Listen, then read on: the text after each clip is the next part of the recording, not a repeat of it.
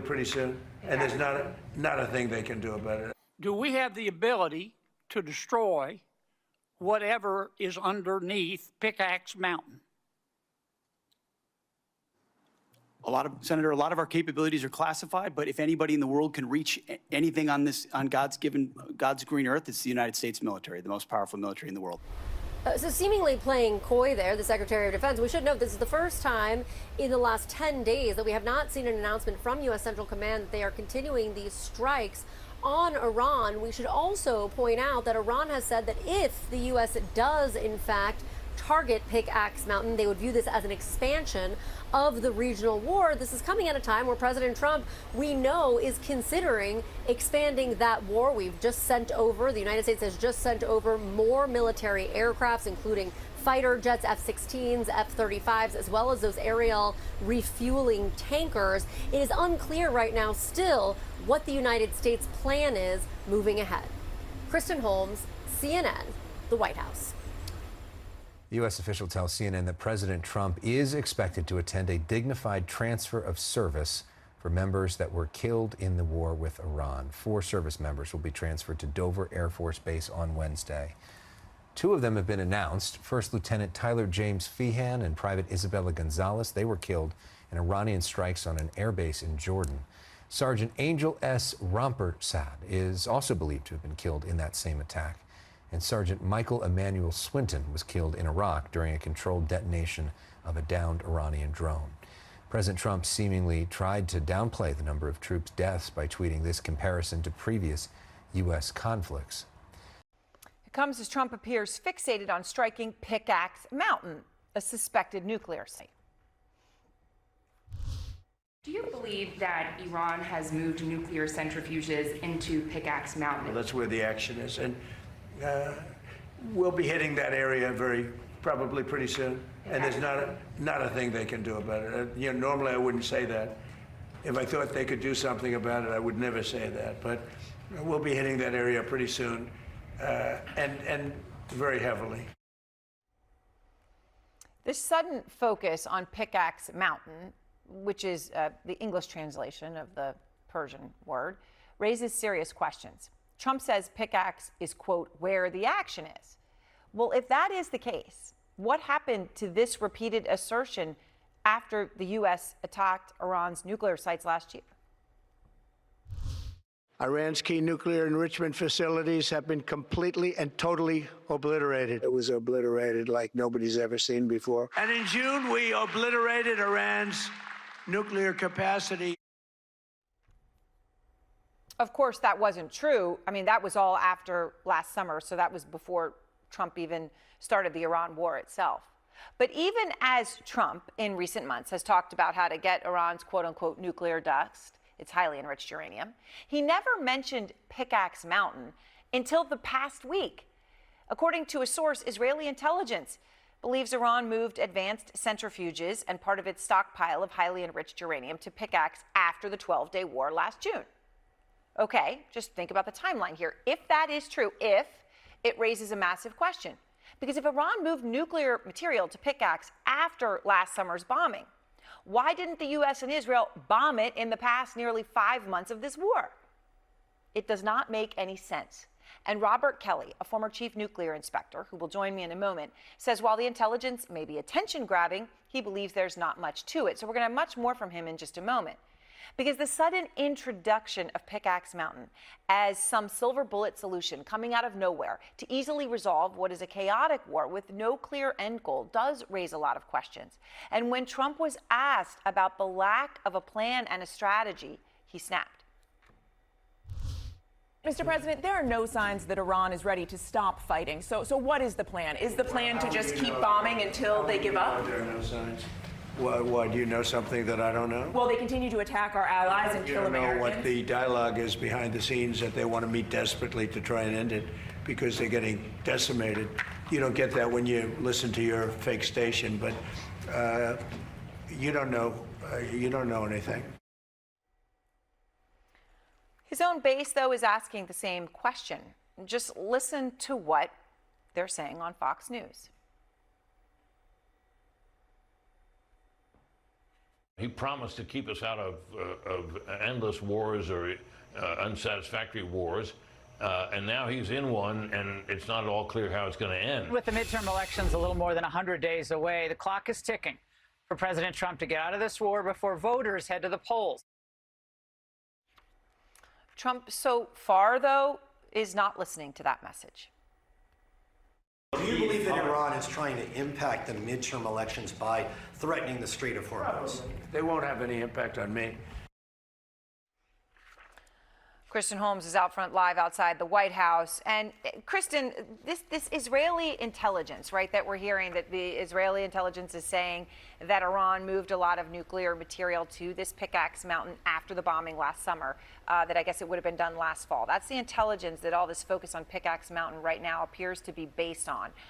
What are you learning about it? I mean, how much weight is Trump putting on this Israeli intelligence?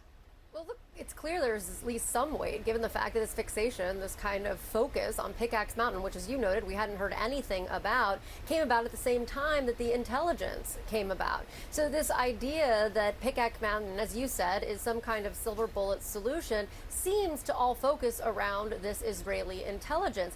And the other part to note here is that it's coming at a time in which we still don't understand what the United States plan is. They seem to be throwing as much as they can at the wall and seeing what sticks. Now, President Trump was asked specifically about this Israeli intelligence. He demurred, and he wasn't the only one who was playing coy when it came to Pickaxe Mountain. Pete Hegseth was asked about it as well. You have to remember, Aaron, there are a number of experts who don't believe the United States or anyone has the capabilities to actually hit these nuclear facilities because they're buried so deep underground. And Hegseth was asked specifically about that. He was coy as well, saying that a lot of this is classified, but then he added, if anyone in the world can reach anything, it's the United States. And all of this is happening. It's the first time Central Command hasn't announced a series of strikes in 10 nights. So we're watching very closely to see what happens in the next couple of hours, Aaron. So, Robert Kelly, you're a former IAEA weapons inspector, so you know more than anybody about these sites and how Iran uses them and what inspectors found.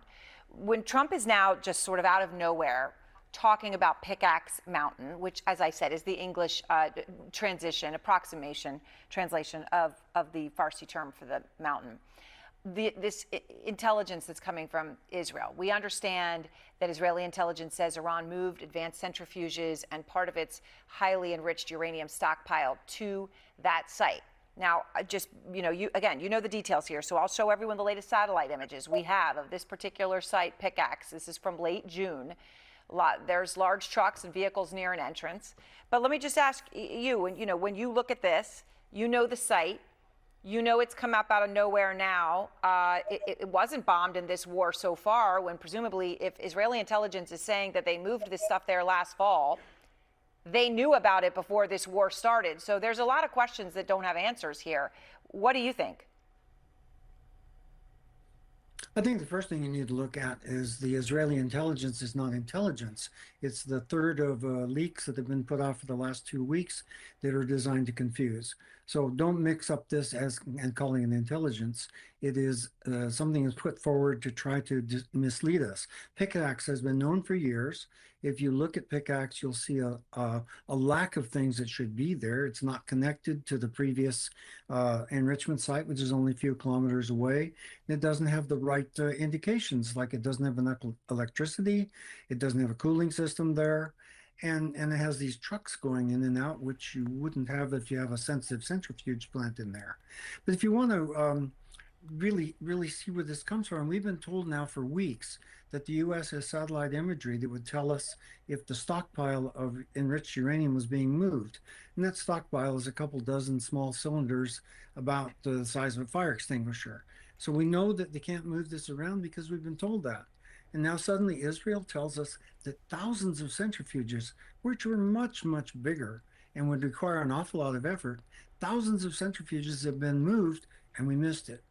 Come on, let's look at this and think these people are jerking us around and we're not that stupid. I mean, so Robert, why do you think, the way you lay this out, why do you think then Trump is entertaining this idea and embracing this as some sort of silver bullet idea? Honestly, I think the first reason, he's fascinated by the name. He likes names. He likes to call things by names. If it was called Sugarloaf Mountain, it probably wouldn't be so much interest to them. It's a very, very deeply buried facility. You can see that there's a big tunnel going inside, which is not necessary for a centrifuge plant. It looks like a manufacturing operation that is not yet complete, and it doesn't look like an industrial facility that produces things chemically. Kareem, what do you think the Iranian regime view is of this suddenly coming out now? The Israeli intelligence comes out about this out of nowhere, and suddenly Trump's talking about bombing Pickaxe Mountain. What is the impact of that to the Iranian regime? I don't think it really impacts their conduct or their calculations in this war. Right now, the focus should be on restoring the Strait of Hormuz, preventing Iran's proxy, the Houthis, from blocking the Bab al-Mandeb, which is another key energy corridor. The focus should be on protecting U.S. bases in the region and protecting our allies. And going after Pickaxe Mountain is not addressing any of those challenges. General Marks, Iran has been hitting U.S. bases. They are threatening to expand this war more broadly if something like Pickaxe is brought into the equation. We now know at least 18 Americans have been killed or missing that are soldiers in this war, troops in this war, 100 injured in the past 2 weeks. And I wanted to show everyone in that context, General, something Trump posted on social media today.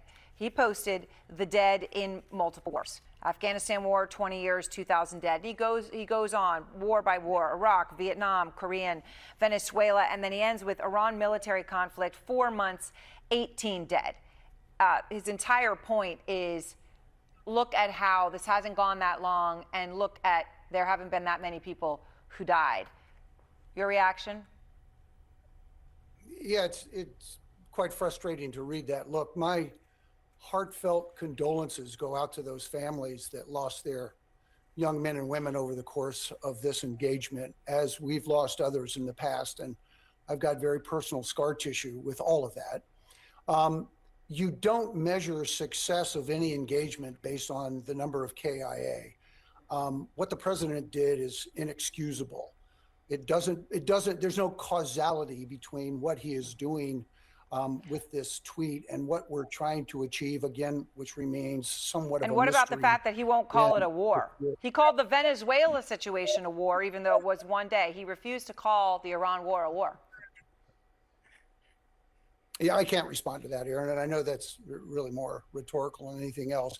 I don't get it. This is not what you want the President of the United States to do. You want him to embrace the effort that was put forward, convince the American people that this is the right thing to do, and describe it, and realize that we've got a coalition of partners that are going to help and continue to help and not diminish what they're trying to put forward. Let's pressure test what everybody brings to the table.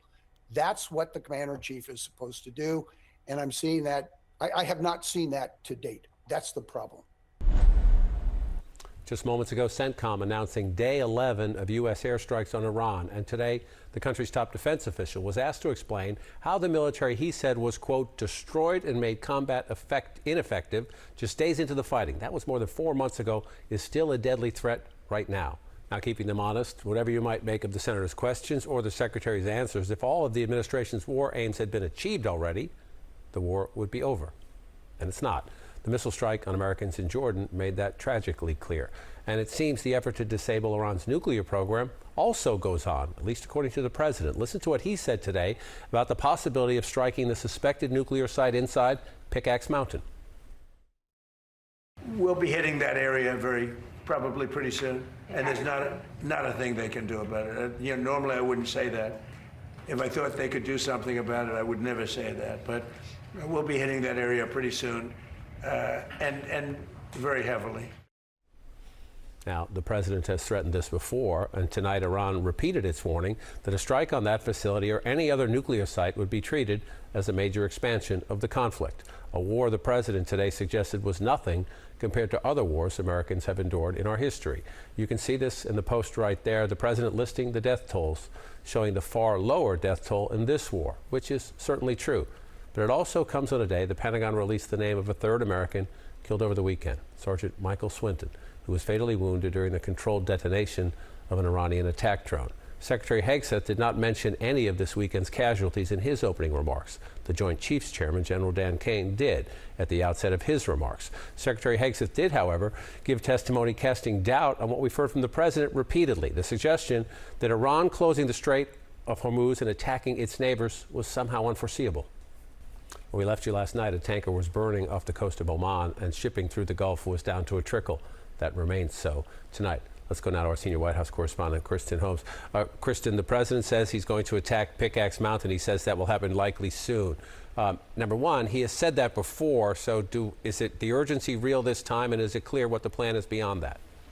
I mean, John, we hadn't even heard about Pickaxe Mountain until a week and a half ago, and now it seems to be the center of President Trump's fixation. Now, that is likely because of the intelligence that Israel has, that Iran had moved some of those centrifuges as well as some of the highly enriched uranium to that location, which is deep under the ground.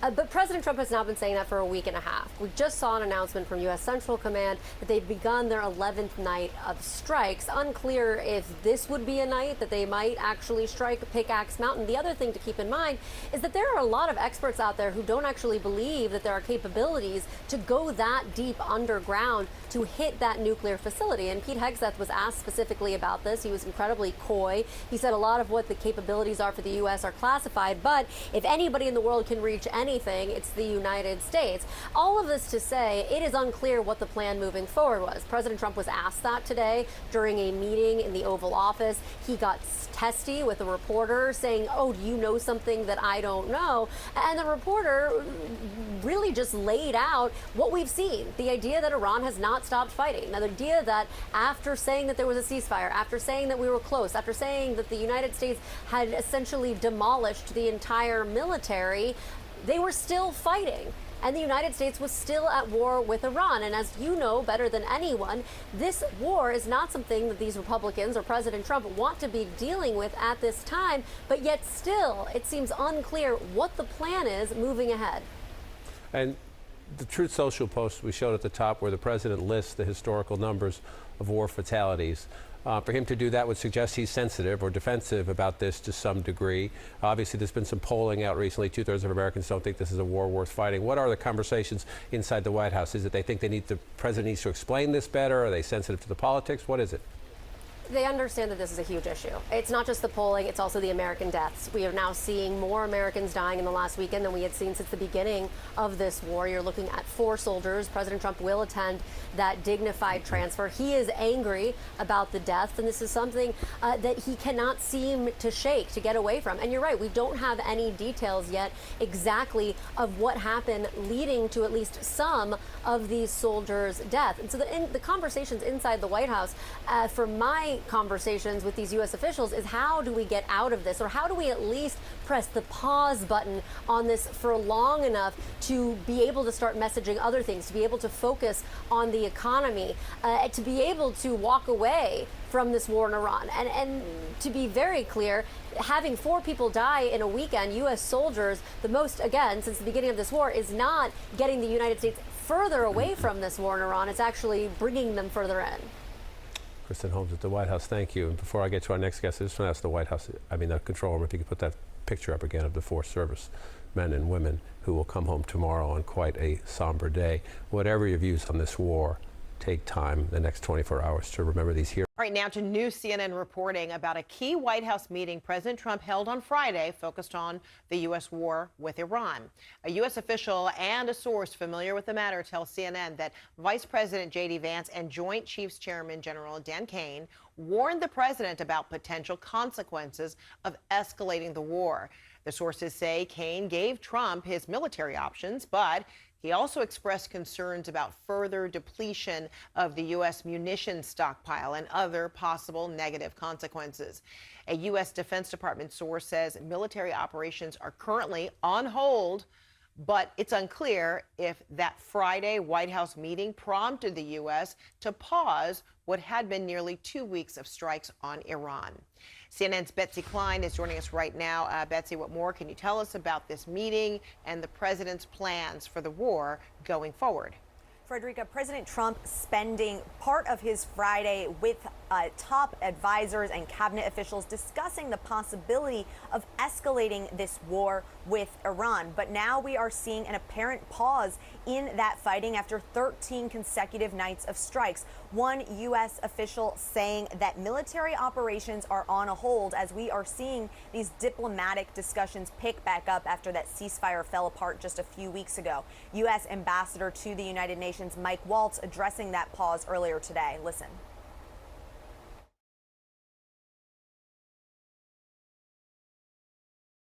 I've spoken with Secretary Hegseth. What the president is doing right now, as we've seen all along, is giving some talks some space. Talks are ongoing. They're happening at every level, from the more technical aspect of it all the way to the highest levels, of course, within both the Iranian government and the U.S. government. Now, in that Friday White House meeting, we are learning, according to our sources, that Vice President J.D. Vance, along with Chairman of the Joint Chiefs of Staff, General Dan Kane, both raised concerns about escalating this conflict. The president in the past has threatened massive attacks. That could include critical infrastructure, things like roads, bridges, Karg Island, which is a key oil hub, along with Pickaxe Mountain, which is believed to be a nuclear site. Now, that could constitute war crimes, potentially. And Kane, in that meeting, specifically raised concerns about U.S. munitions stockpiles. We've heard now from Pentagon spokesperson Sean Parnell. He says in a statement, quote, "We have executed multiple successful operations across combatant commands while ensuring the U.S. military possesses a deep arsenal of capabilities to protect our people and our interests." Now, sources say that other major concerns were raised to the president in that meeting. That includes the possibility of massive civilian casualties in Iran, as well as a potential refugee crisis, as well as this idea that this could spill into a broader regional conflict. But there are few people within President Trump's inner circle that believe that these options for escalation are going to yield the results that President Trump is hoping for. Frederica. All right, Betsy Klein, keep us posted there from the White House. Thank you. All right, meantime, Iran says it held talks with Oman in Tehran about the Strait of Hormuz over the past 2 days. The U.S. military has continued its naval blockade of Iranian ports. U.S. Central Command posted on social media yesterday that it boarded a tanker in the Arabian Sea that violated the blockade. At the same time, a new front in the war is opening in the Red Sea, where Iran-backed Houthis in Yemen have exchanged attacks with Saudi Arabia. That conflict threatening another critical oil corridor.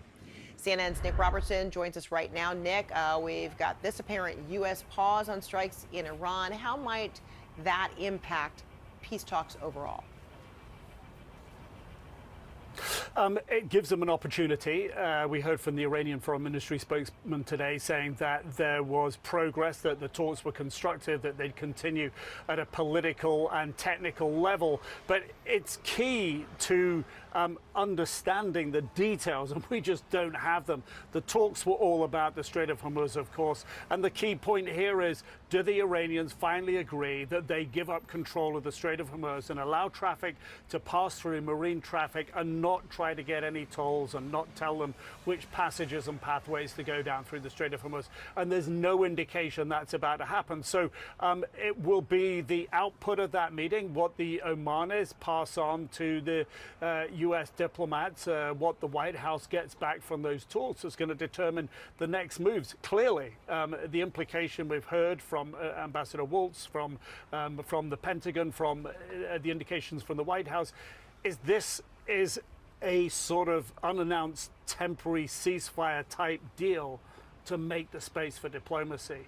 But it's not clear just because you're talking that there's actually going to be an outcome that's good enough for the White House. I think on the Houthi front in the Red Sea and trying to stop the Saudi oil getting out to world markets, it's having a chilling effect. But as far as we know today, the Houthis haven't fired any additional missiles at Saudi infrastructure. So perhaps, you know, they're aligned with Iran, so perhaps they're taking a beat on all of this at the moment as well. And then, of course, tomorrow, Prime Minister Netanyahu will leave Israel. He'll head to the United States for the funeral of Lindsey Graham. but it also is meeting at the White House with President Trump on Tuesday. We can expect the Israeli Prime Minister to thank the president for announcing that Saudi Arabia has to normalize with Israel before it can have this civilian nuclear deal. But also the key thing there will be what intelligence does Prime Minister Netanyahu share with President Trump about Iranian nuclear assets. Where are they? Of course, it was the Israelis that had a lot of information about leading towards the Pickaxe Mountain as being a storage facility for some of the highly enriched uranium and other nuclear storage sites that the Iranians have. So what else is Prime Minister Netanyahu going to put on President Trump's desk that then may influence where this war goes next? All right, very complex. Nick Robertson, thank you so much. All right, let's continue this conversation. With us now is Ali Reza Nader. He is the president of the Nader Research Group. There is a pause in fighting right now, and Iran is talking with Omanis about the Strait of Hormuz. But I wonder, in your view, what kind of diplomacy talks continue? And with whom? I mean, we heard Mr. Waltz say that even the U.S. at the highest levels is still continuing to be part of the diplomacy talks. But I wonder, with this hold on U.S. military operations, what kind of impact these talks might have? Thanks for having me. I think both sides really want this conflict to end. The Trump administration realizes that it is stuck in a quagmire, and the economy in Iran is suffering greatly. The regime is under huge pressure, and it wants to get the most out of its discussions with Washington, D.C. So I think the last few days of military action we've seen from the United States and from Iran is really meant to increase each side's leverage so they can get a better deal out of these upcoming negotiations. Oman has been a mediator between the two sides. It has very good relations with Iran, and will continue to play a big role, I think, in future negotiations. And then you have stated that, U.S. attacks on civilian infrastructure inside Iran is actually strengthening the regime. Why do you believe that is the case? How do you know that is the case? Look, before this war started in January, there were huge peaceful protests against the regime, really a revolutionary movement in Iran that was disrupted by this war. Right now, the U.S. is conducting lots of attacks against military facilities in Iran, but civilians are getting hit very hard as well. I'm very concerned about the U.S.-Israeli strategy of destroying Iran's critical water and energy infrastructure because Iran is on the brink of economic and environmental collapse. And the U.S. destroying these facilities is not going to hurt the regime. It's going to hurt ordinary people. Most of the regime's military assets and its senior leadership and Iran's political leadership is underground. They're pretty safe from these bombs, but the people above ground are getting hurt and killed. How do you think specifically civilians in Iran are being impacted? Because obviously, pictures are not coming out, nor is the sentiment of a lot of Iranian civilians. So, can you paint a picture for us, of how life in general is being impacted there in Tehran and in the outskirts as well? I think life in Iran is hell. Unless you're connected to the regime, life is hell because the people in Iran, and we hear this a lot from the reporting we're getting from within Iran, a lot of people expected that the Trump administration would come to their help after thousands of Iranians were massacred by the regime. That help really never came. The regime is still in power. It is executing innocent people left and right. And this war has demonstrated, I think, the weakness of U.S. military power. And I hope really for once and all, American policymakers and the public realize that you can't overthrow the regime in Iran through war, through bombs from the air. The people of Iran have to create that change for themselves, and they can't do that while they're being bombed. All right, we begin this hour with new developments in the U.S. war with Iran. Today, a U.S. source tells CNN that military operations with Iran are currently on a hold. And it comes as we are learning new details about a key White House meeting President Trump held on Friday focused on the war. A U.S. official and a source familiar with the matter tells CNN that Vice President J.D. Vance and Joint Chiefs Chairman General Dan Kane warned the president about potential consequences of escalating the war. The sources say Kane gave Trump his military options, but he also expressed concerns about further depletion of the U.S. munitions stockpile and other possible negative consequences of ramping up the war. Since that meeting, the U.S. has paused nearly 2 weeks of strikes on Iran, but it's unclear if those warnings prompted the lull in the attacks. We've got a team of correspondents around the globe covering these developments. Nick Robertson is in Jerusalem, but let's begin with Betsy Klein at the White House. Betsy, what more can you tell us about this White House meeting? That's right, Frederica. President Trump spending part of his Friday huddling with top advisors and cabinet officials to discuss the options for an escalation in this 5-month-long war with Iran. But for the last 2 nights, we have seen this apparent pause in fighting after 13 consecutive days of U.S. strikes on Iran. One U.S. source telling CNN that those attacks are on a hold as they give the diplomatic discussions some time to play out. We heard moments ago from U.S. Ambassador to the United Nations, Mike Waltz, weighing in on that pause. Listen. I've spoken with Secretary Hegseth. What the president is doing right now, as we've seen all along, is giving some talks some space. Talks are ongoing. They're happening at every level, from the more technical aspect of it all the way to the highest levels, of course, within both the Iranian government and the U.S. government. Now, in that Friday meeting, we are learning that both Vice President J.D. Vance and Chairman of the Joint Chiefs of Staff General Dan Kane raised concerns to the president about the possibility of that escalation. The president, for weeks, has been threatening massive attacks on Iran. That could impact critical infrastructure, things like roads, bridges, as well as the key oil hub of Karg Island. The president has been warned that that could constitute war crimes. Kane also specifically raised concerns about U.S. munitions stockpiles, but we heard from Pentagon spokesman Sean Parnell addressing that. He says, quote, "We have executed multiple successful operations across combatant commands while ensuring the U.S. military possesses a deep arsenal of capabilities to protect our people and our interests." But sources say that other concerns were raised to Trump, including the possibility of massive civilian casualties across Iran, the idea of a potential refugee crisis, as well as this conflict potentially spilling into a broader war across the Middle East. Now, there are few people, we are learning, within the president's inner circle who believe that the options he has been given for this escalation would yield the results that he is hoping for, Frederica, as he weighs that path forward. All right, Betsy Klein at the White House, thanks so much.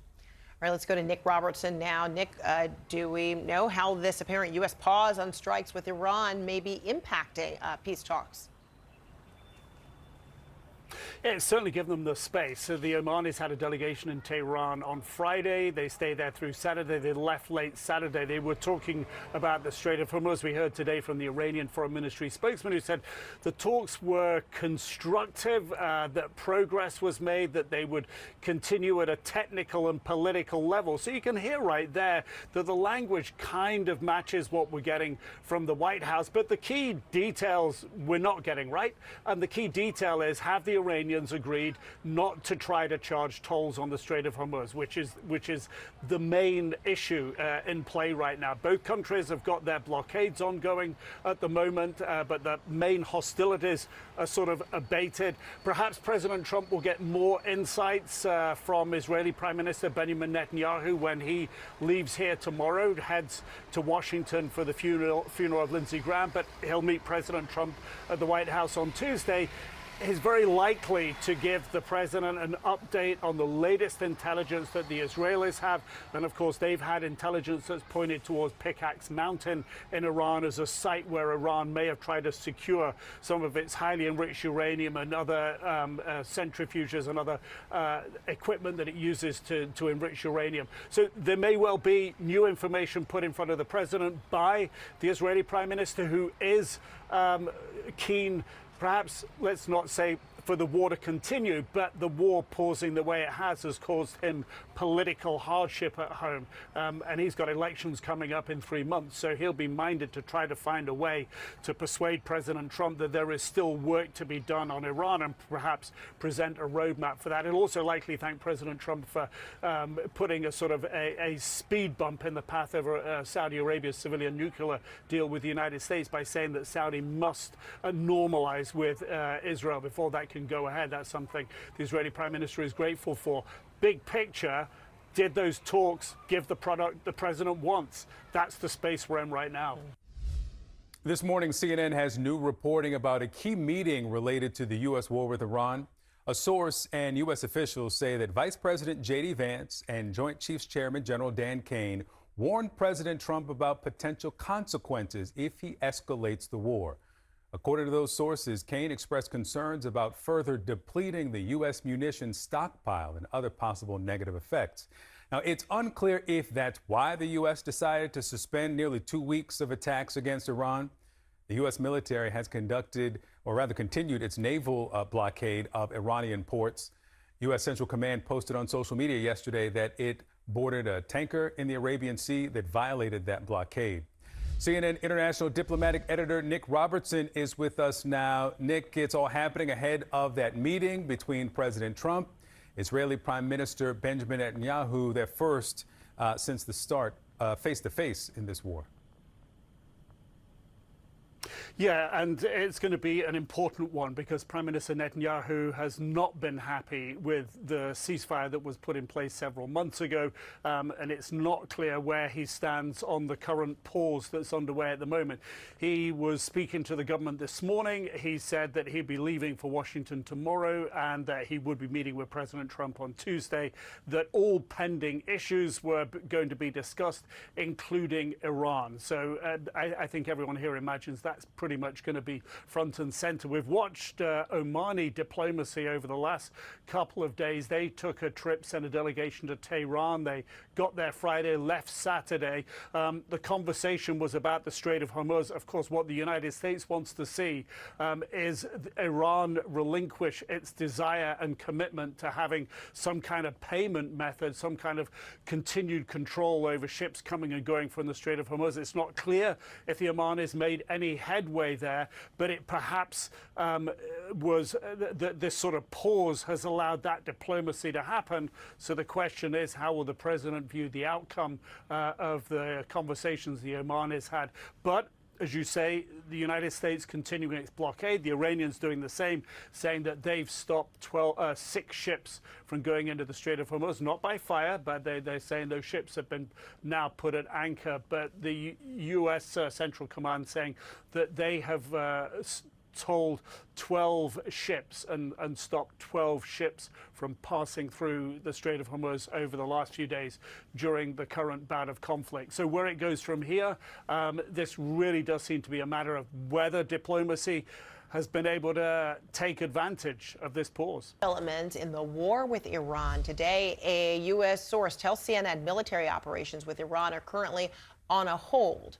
That pause comes as we are learning new details about a key White House meeting President Trump held on Friday focused on the war.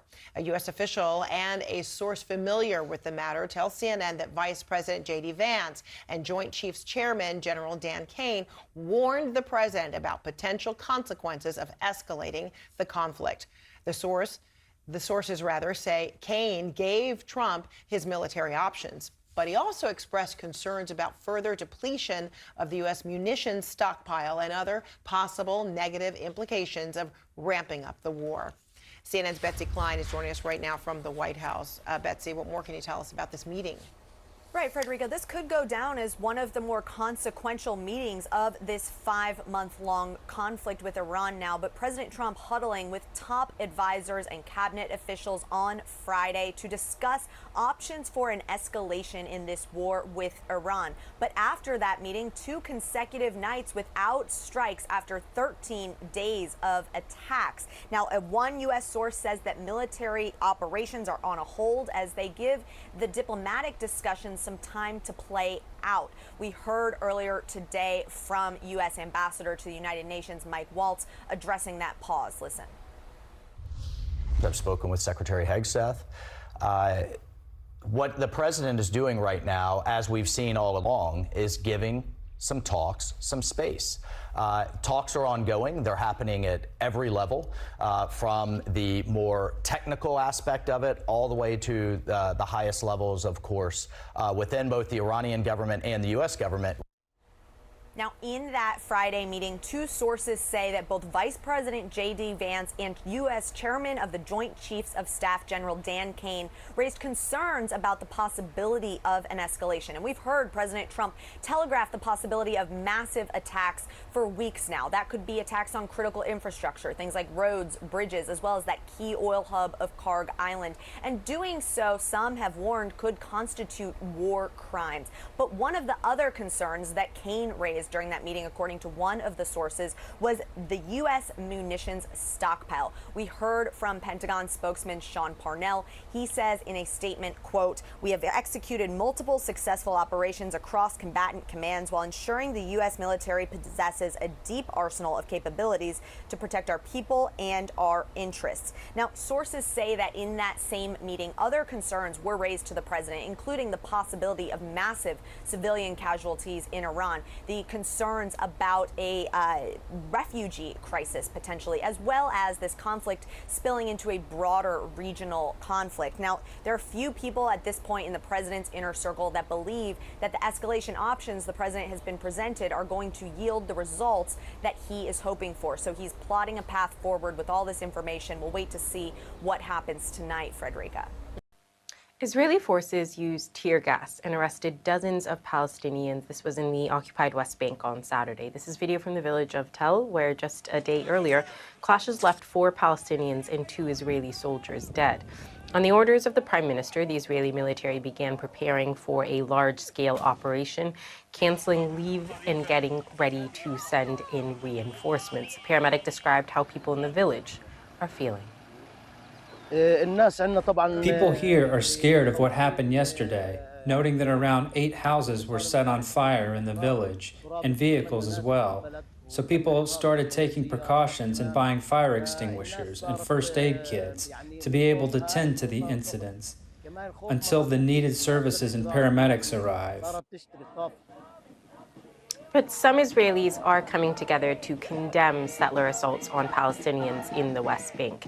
Here's a look at Tel Aviv on Saturday, filled with people chanting and carrying eye-catching signs. The deadly incident Friday in the West Bank came amid a marked escalation in settler attacks in the territory. The UN has called for urgent action to stop the violence. Israeli Prime Minister Benjamin Netanyahu is set to visit the U.S. this week. He's going to meet with President Trump at the White House on Tuesday. While he's in the U.S., Mr. Netanyahu is also expected to attend the funeral for the late Republican Senator Lindsey Graham. This is the Prime Minister's 7th visit to the U.S. to meet with the president and comes, of course, at President Trump's invitation. Joining me now from Jerusalem is Yaakov Katz. He is the co-founder of the Middle East America Dialogue, an author and a senior columnist, at the Jerusalem Post. Thank you so much for joining us, first of all, Yaakov. I want to talk, of course, about this visit that will take place on Tuesday. And we know Iran's going to be at the top of the agenda. We know as well that Prime Minister Netanyahu has been opposed to negotiations. So let's get into the details here. What plans, ideas, alternatives is he going to pitch to President Trump on the Tehran front? How is he going to try to shape Washington's next move here? Well, I think that in Israel, there's a feeling of, Salma, of like a bad taste, the way that the war has been going and the way it ended with that MOU in the middle of June that didn't really pan out because, as we've seen, except for the last 2 days, almost 2 weeks of every single day airstrikes by the Americans against Iran, which is refusing to capitulate and basically give in to what Trump's basic demands have been, to give up the nuclear program, to open the Strait of Hormuz, and to stop the continued buildup of their military capabilities. Israel would like to see more strikes, more extensive, to include more targets. And I think that that's what Netanyahu was coming to Washington, is to discuss with Trump, okay, what are these next steps going to be? How do we make sure that a bad deal is potentially not reached? But at the same time, Salma, we have to keep in mind, Netanyahu is very sensitive and aware of the fact that there is a growing voice or sounds within Washington, especially within the Republican Party, that it was him and it was Israel that dragged the United States and Donald Trump specifically into this war. He doesn't want to be seen as doing that again. So he's going to have to balance both of these interests very carefully. On the one hand, try to get out of Trump what he can on Iran. On the other hand, not be seen as, again, the guy who's the warmonger who's dragging America into what has already been called a forever war. So let's delve into that further, because this is the crux of the issue here, right? Is this up and down relationship between Netanyahu and Trump over the last few months? Give me a current state of play, if you will, of their relationship. Does he really have President Trump's ear at this moment, or is he going to be unheard, as you said, because of these criticisms in Washington? Well, I mean, that's a real good question, because what we've looked and we've seen over the last few weeks is that there is a strain in the relationship. It's no secret. I mean, just listen to Vice President J.D. Vance's comments in that podcast interview with Joe Rogan, things that he said about a campaign, this alleged campaign that the Israeli government has launched in America against him specifically and on the administration to pressure them to continue the war. We've seen how President Trump has met with President Erdogan of Turkey, a known critic, and very hostile relations between Netanyahu and Erdogan. He's met with the Iraqi prime minister. He's met with the Lebanese president. Netanyahu has been trying to get a meeting with Trump for several weeks and hasn't succeeded. Now he's been able to connect that with the funeral of the late Senator Lindsey Graham that's supposed to also take place on Tuesday. So he's able to combine between the two. But Israel has been, and you can see this, it's quite apparent, has been pushed aside from the point in the beginning few weeks of the war. Joint planning, joint deliberations, joint strategy. Now it's as if Israel's not even in the room. So Netanyahu wants to try to get back in that room, not only, but also back at a chair at the table in making those decisions. Will Trump give him that? I mean, it will depend on what mood the president's in, on what the atmosphere is like, and basically also what Israel's bringing on its own and what it can bring as an advantage to the next steps on Iran. So let's talk about that, because like you said, Netanyahu wants to be back in that room. These men, both Netanyahu and Trump, are all about the art of the deal. What concessions or sweeteners may be offered? Because we know that President Trump is losing patience on Gaza. He's losing patience on Lebanon. He's losing patience on Iran. Is there a deal here that Prime Minister Netanyahu could offer, or a concession to ease that?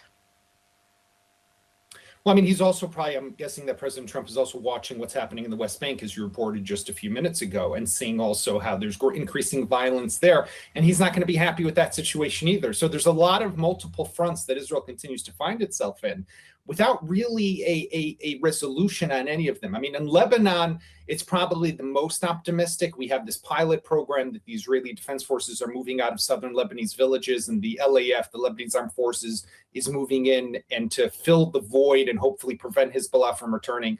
But you're right, Gaza's stuck. West Bank, there's no political horizon. And Iran, it doesn't seem like anything's moving forward. I think that what Trump might want out of Netanyahu, unless they're about to go again towards a joint offensive against the Iranians, is sit tight, let me reach a political resolution, and don't ruin it for me. There were those voices that we heard in the immediate aftermath of the MOU in June, that because of the continued violence between Israel and Hezbollah in Lebanon, which I think was completely legitimate on Israel's part, it has to defend itself, but still perception was that whenever Israel defended itself in the north and attacked in Lebanon, the Iranians used that as an excuse not to agree to an agreement with the Americans. So Trump might want Netanyahu, he'll say, Bibi, just sit tight.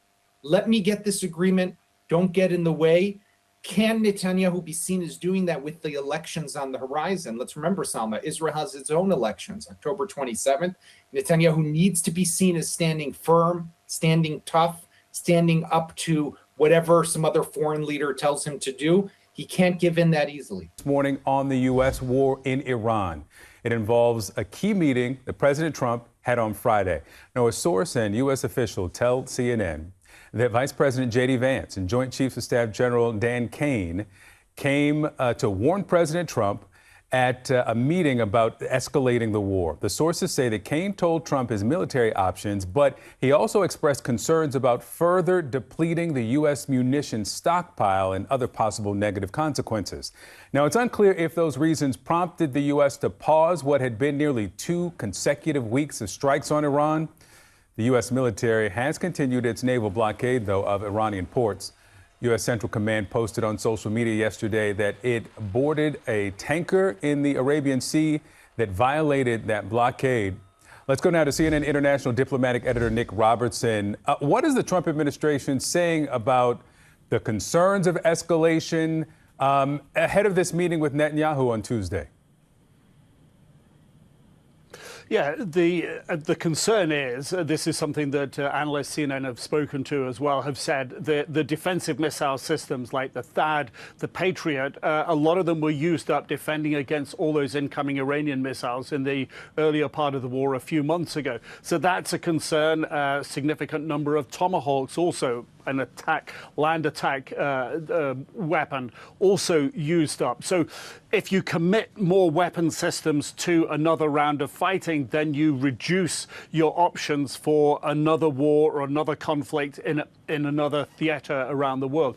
That was, as from what we understand, was the concern raised. What it has allowed, this pause, whatever the reason, and diplomats I'm talking to are sort of referring to this as an unannounced ceasefire, if you will, that's now gone through 2 nights. It's given an opportunity for an Omani delegation to go to Tehran. They went Friday, stayed into Saturday, left late Saturday to have conversations. The Iranian foreign minister saying that there was progress in those talks, that they focused on the Strait of Hormuz. But there's absolutely no indication here whatsoever that the Iranians have given ground on their core point on the Strait of Hormuz, which is they want to have control over it and be able to make money out of it in the future. The Iranians also have spoken about how they've caused a number of vessels, 6 vessels, to go to anchor and not transit the Strait of Hormuz.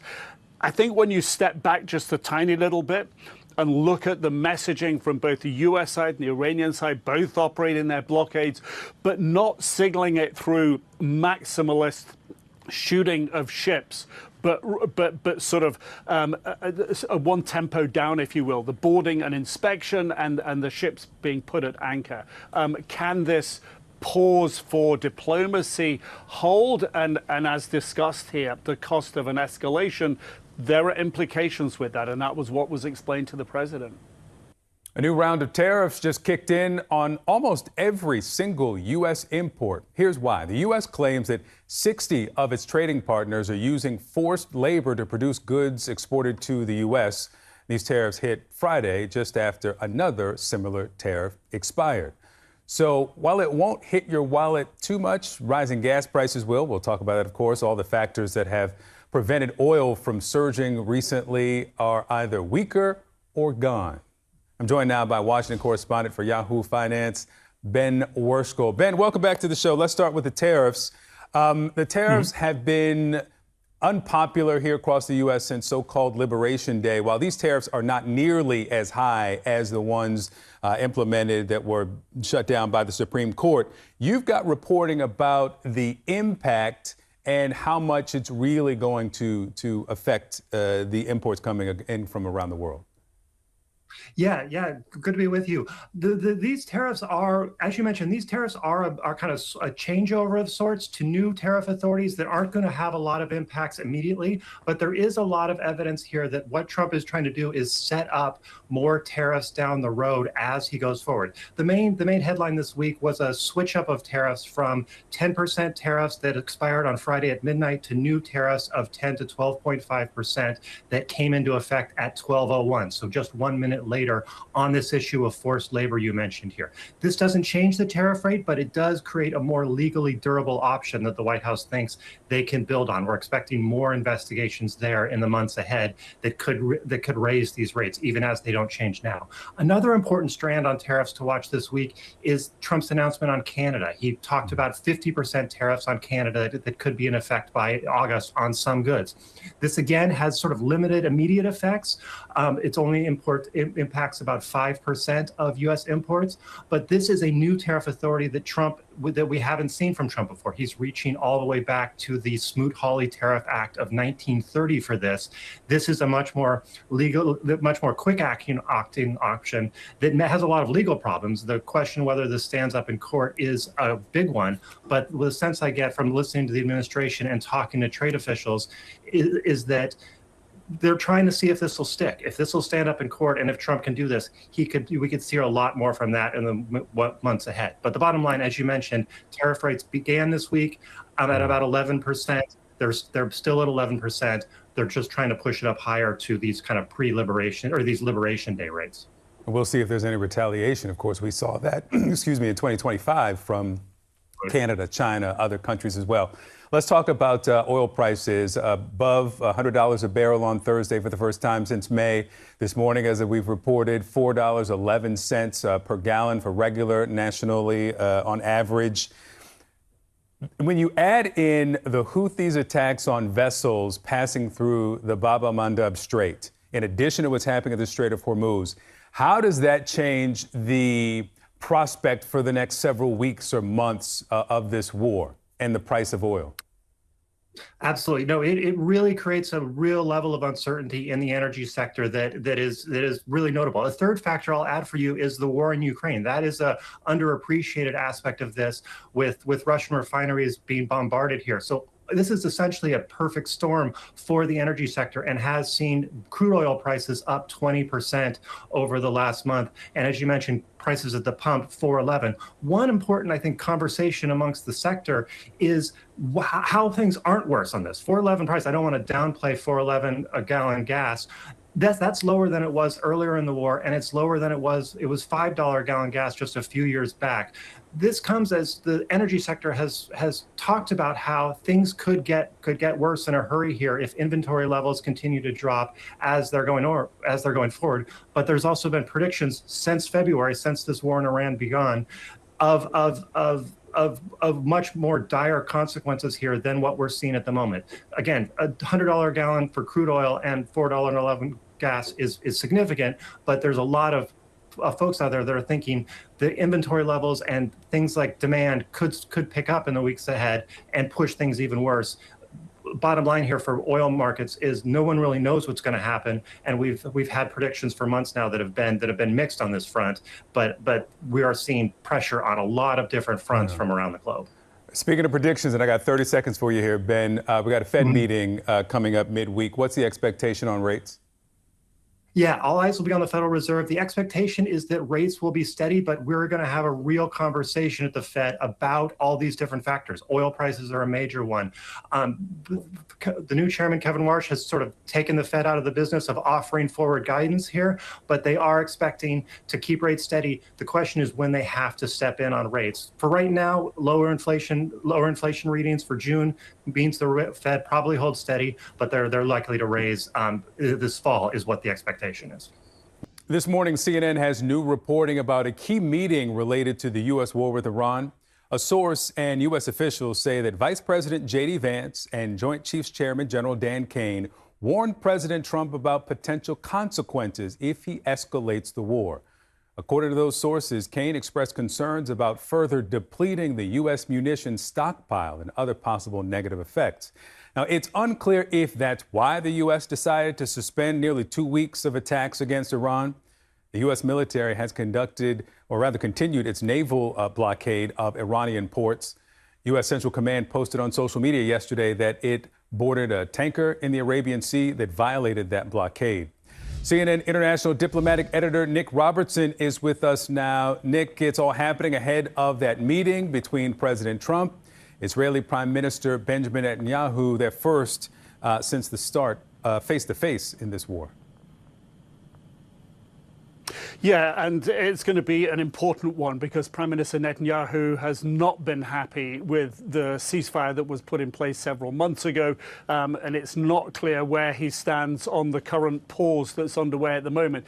He was speaking to the government this morning. He said that he'd be leaving for Washington tomorrow and that he would be meeting with President Trump on Tuesday, that all pending issues were going to be discussed, including Iran. So I think everyone here imagines that's pretty much going to be front and center. We've watched Omani diplomacy over the last couple of days. They took a trip, sent a delegation to Tehran. They got there Friday, left Saturday. The conversation was about the Strait of Hormuz. Of course, what the United States wants to see is Iran relinquish its desire and commitment to having some kind of payment method, some kind of continued control over ships coming and going from the Strait of Hormuz. It's not clear if the Omanis made any headway there, but it perhaps was this sort of pause has allowed that diplomacy to happen. So the question is, how will the president view the outcome of the conversations the Omanis had? But as you say, the United States continuing its blockade, the Iranians doing the same, saying that they've stopped 6 ships from going into the Strait of Hormuz, not by fire, but they're saying those ships have been now put at anchor. But the U.S. Central Command saying that they have told 12 ships and stopped 12 ships from passing through the Strait of Hormuz over the last few days during the current bout of conflict. So where it goes from here, this really does seem to be a matter of whether diplomacy has been able to take advantage of this pause. Concerns of the Iran war widening with a new front emerging in the Red Sea. Video showing smoke rising near an oil facility in Saudi Arabia, which the Houthis claim to have hit on Saturday. The Iranian-backed rebel group in Yemen says it carried out 2 military operations using dozens of missiles and drones. And it comes a day after Saudi Arabia launched strikes in retaliation for Houthi attacks on commercial ships. We reaffirm that the maritime blockade imposed on the Saudi enemy remains in force in response to its aggression and unjust blockade, which has continued for 12 years. We will not hesitate to expand our military movements and escalate our actions in the coming hours and days, in line with our policy of blockade for blockade and escalation for escalation. The U.S. military is enforcing its blockade of Iranian ports. It says U.S. forces boarded a tanker on the Arabian Sea Saturday to verify it was in compliance before allowing it to continue its journey. Since reimposing the blockade earlier this month, the U.S. military has redirected 12 commercial ships and disabled 2 others that didn't comply with the blockade. For more, let's bring in Nega Anga. She is a visiting fellow at King's College London and former senior advisor at the U.S. State Department and National Security Council under the Biden administration. Nega, thank you so much for your time. Let's start with the Houthis ramping up aggression. And you heard the translation of the spokesperson there, threatening a blockade of another waterway. What do you make of this escalation for escalation declaration? Right. Well, hello. Thanks for having me. Look, I think where we are right now, the paradox is that the central front between the U.S. And the Iranians and the Strait of Hormuz is sort of cooling right now, but the conflict is spreading geographically. So when we think about this, the Houthis are essentially trying to do at Bab al-Mandab what the Iranians did in the Strait of Hormuz. So they're essentially turning this geography into some sort of political and economic leverage. And so they're threatening Saudi tankers, their energy infrastructures. They're also showing that any regional security arrangement needs to account for the Houthis as well. So they're essentially, in many ways aligned with Iran. They benefit from Iranian support, but they do have their own, leadership, their own domestic ambitions, their own appetite for risk. And so this is actually a very concerning sort of shift in where we are in the conflict in the Middle East, because again, there's only so much that the Iranians can also control Houthi action. And so this could escalate quite quickly. Nega, let's turn to Iran itself. And we find ourselves on air without a bombing strike campaign carried out by the U.S. today on Iran. A pause after more than 2 weeks. We also now have, according to a U.S. official and a source familiar with the matter, reporting that Vice President J.D. Vance and General Dan Kane both raised to President Trump concerns about escalating the war, including concerns about the U.S. munitions stockpile. Now, we do want to be clear that it's unclear if the munitions concern was a deciding factor in operations being on hold, but is that too large of a leap to think it may have been? It could be a possibility, but again, you know, there's a lot of rhetoric that is being passed around. It could be in reaction to Congress's actions. It could be in reaction to, you know, trying to deliver some sort of indirect messages to the Iranians or others. But, you know, what I could essentially say right now, it looks like Washington is just trying to cool the temperature, trying to enforce some form of de-escalation. I think they truly are testing as well reciprocity. They want to see if the pause in these strikes also mean that Tehran will also exercise some form of restraint. So I don't know necessarily if how much weight we can put behind it. You know, it is quite plausible, but at the same time, I think, you know, again, everyone is trying to find these diplomatic off-ramps, and this could be one of those scenarios. And you really highlighted there just how complicated this all is, with so many different factors playing into it.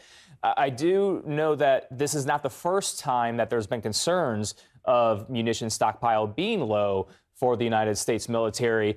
Can you help us understand, for those without a military background, what that truly means, and what does that look like? What are the potential implications outside of Iran if the stockpile's low? That's a great question. Again, we have to keep in mind, you know, the President of the United States, the Trump administration right now has to focus on the U.S.'s national security. So when we look at our national security, it's global. So the concerns are, you know, if we are expending all of our resources in a region, what does that mean if for whatever reason U.S., whether it's U.S. territories, U.S. friends and allies, are attacked in another part of the world? Again, you know, there are so many different central commands globally around the world. Again, there are concerns that the United States needs to have enough resources and assets if something were to occur near and close to the homeland or in the Pacific, and they need to be prepared for all scenarios. The occupied West Bank, where Israeli forces used tear gas and arrested dozens of Palestinians on Saturday. It happened in the village of Tel, where just a day earlier, clashes left 4 Palestinians and 2 Israeli soldiers dead. On the orders of the prime minister, the Israeli military began preparing for a large-scale operation, canceling leave and getting ready to send in reinforcements. A paramedic described how people in the village are feeling.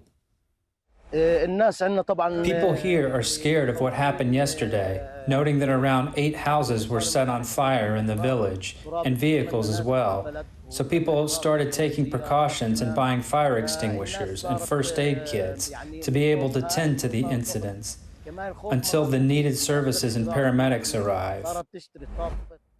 But some Israelis are coming together to condemn settler assaults on Palestinians in the West Bank. Here's a look at Tel Aviv on Saturday, for example, filled with people chanting and carrying eye-catching signs. The deadly Friday incident in the West Bank, it came amid a marked escalation in settler attacks in the territory. The UN has called for urgent action to stop the violence. And now to concerns of the Iran war widening, with a new front emerging in the Red Sea. Iranian-backed Houthis are claiming responsibility for a new wave of attacks against Saudi Arabia. And it comes a day after Saudi Arabia launched strikes in retaliation for Houthi attacks on commercial ships. CNN's Nick Robertson has more. Yeah, the significance is it's another route for Saudi oil that's trying to get to the international markets down the Red Sea. About 5, 6, 7% of the energy needs, particularly of Asia, passes down the Red Sea, particularly now as the Strait of Hormuz is closed. So the fact that the Houthis have said they're putting a blockade on it for Saudi tankers with Saudi oil on board, and they've hit a couple, then the Saudis struck their port of Hodeidah last night. Then this morning, the Houthis upped the ante again, hitting not just ships in the Red Sea, but actually Saudi energy facilities on land. The port city of Jazan, the Houthis claimed that they targeted Aramco energy facilities there, and in Yambo, further north, a key vital point in Saudi's oil distribution network, because that's the hub of where the pipeline that comes all the way across Saudi Arabia gets to export the oil on the Red Sea. Now, sirens did go off. The air defense system in Yambo was put on alert, but no signs of impact there. But around Jazan, a lot of black smoke was seen coming up. So this is a dynamic where the Saudis really have made a lot of preparations already for the possibility of not just continued strikes against the Houthis, but the potential for ground forces, ground operations against the Houthis. That's all sort of up in the air at the moment, let's say. We don't know if it's going to escalate or how it's going to play out. Looking across at the Strait of Hormuz and the US-Iran dynamic, I think it's significant. There are a couple of things that have happened. The Omanis have sent a negotiating delegation to Tehran.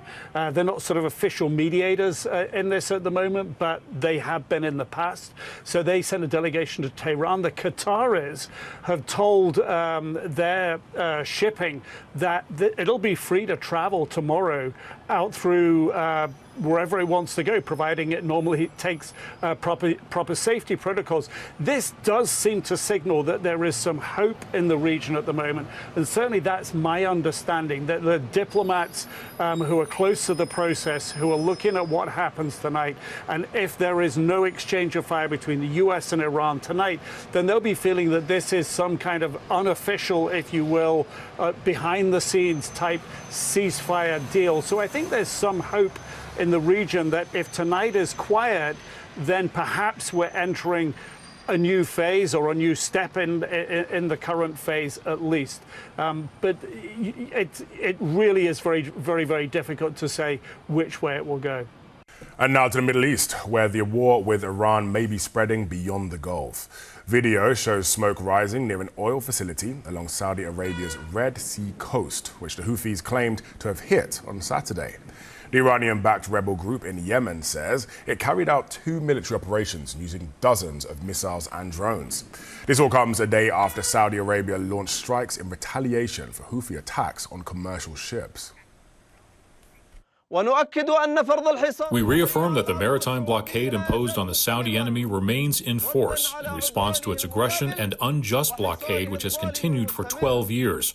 We will not hesitate to expand our military movements and escalate our actions in the coming hours and days, in line with our policy of blockade for blockade and escalation for escalation.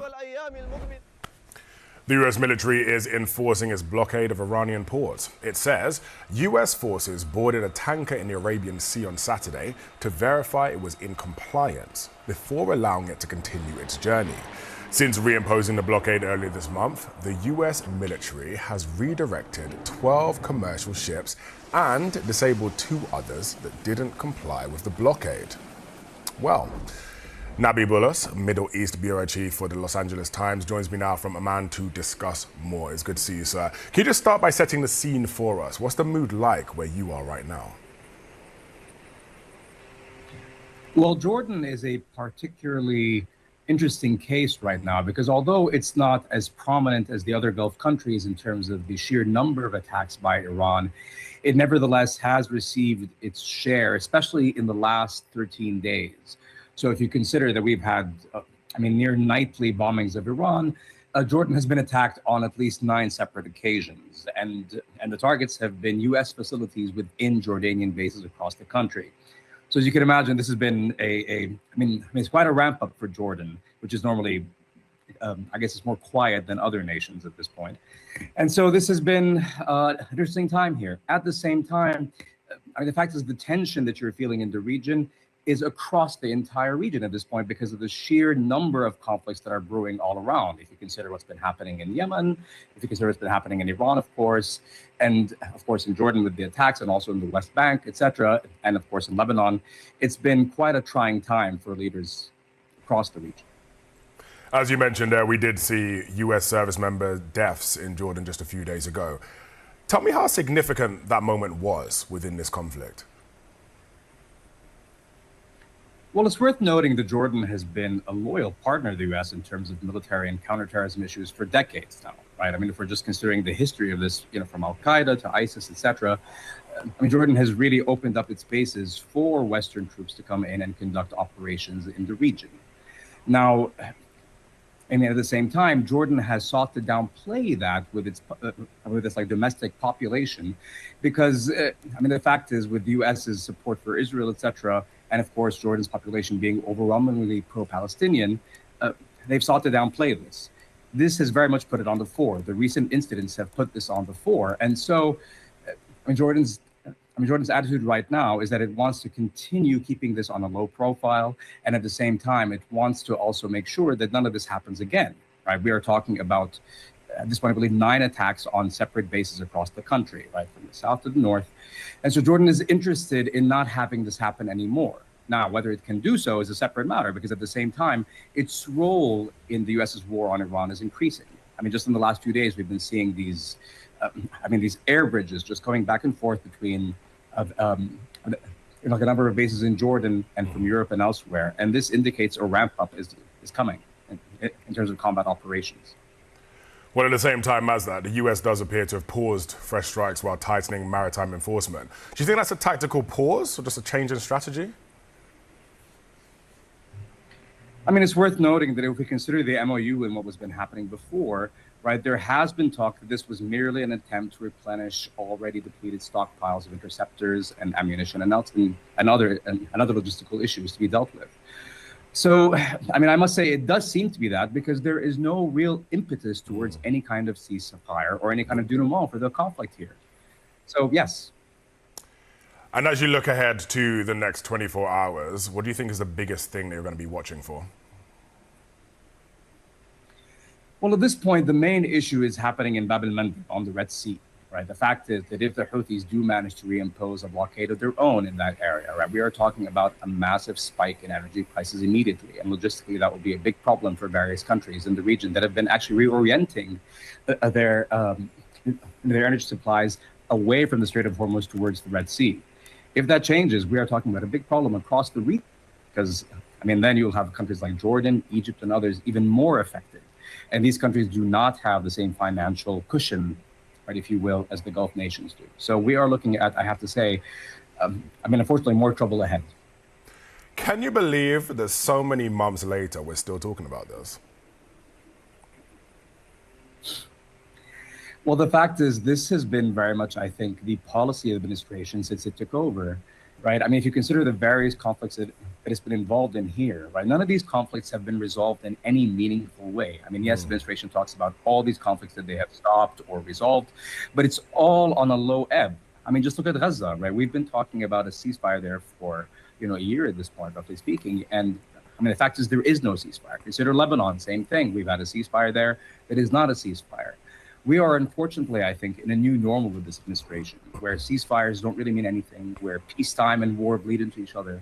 And at the same time, there is no real resolution of any conflict. And that perhaps is the policy.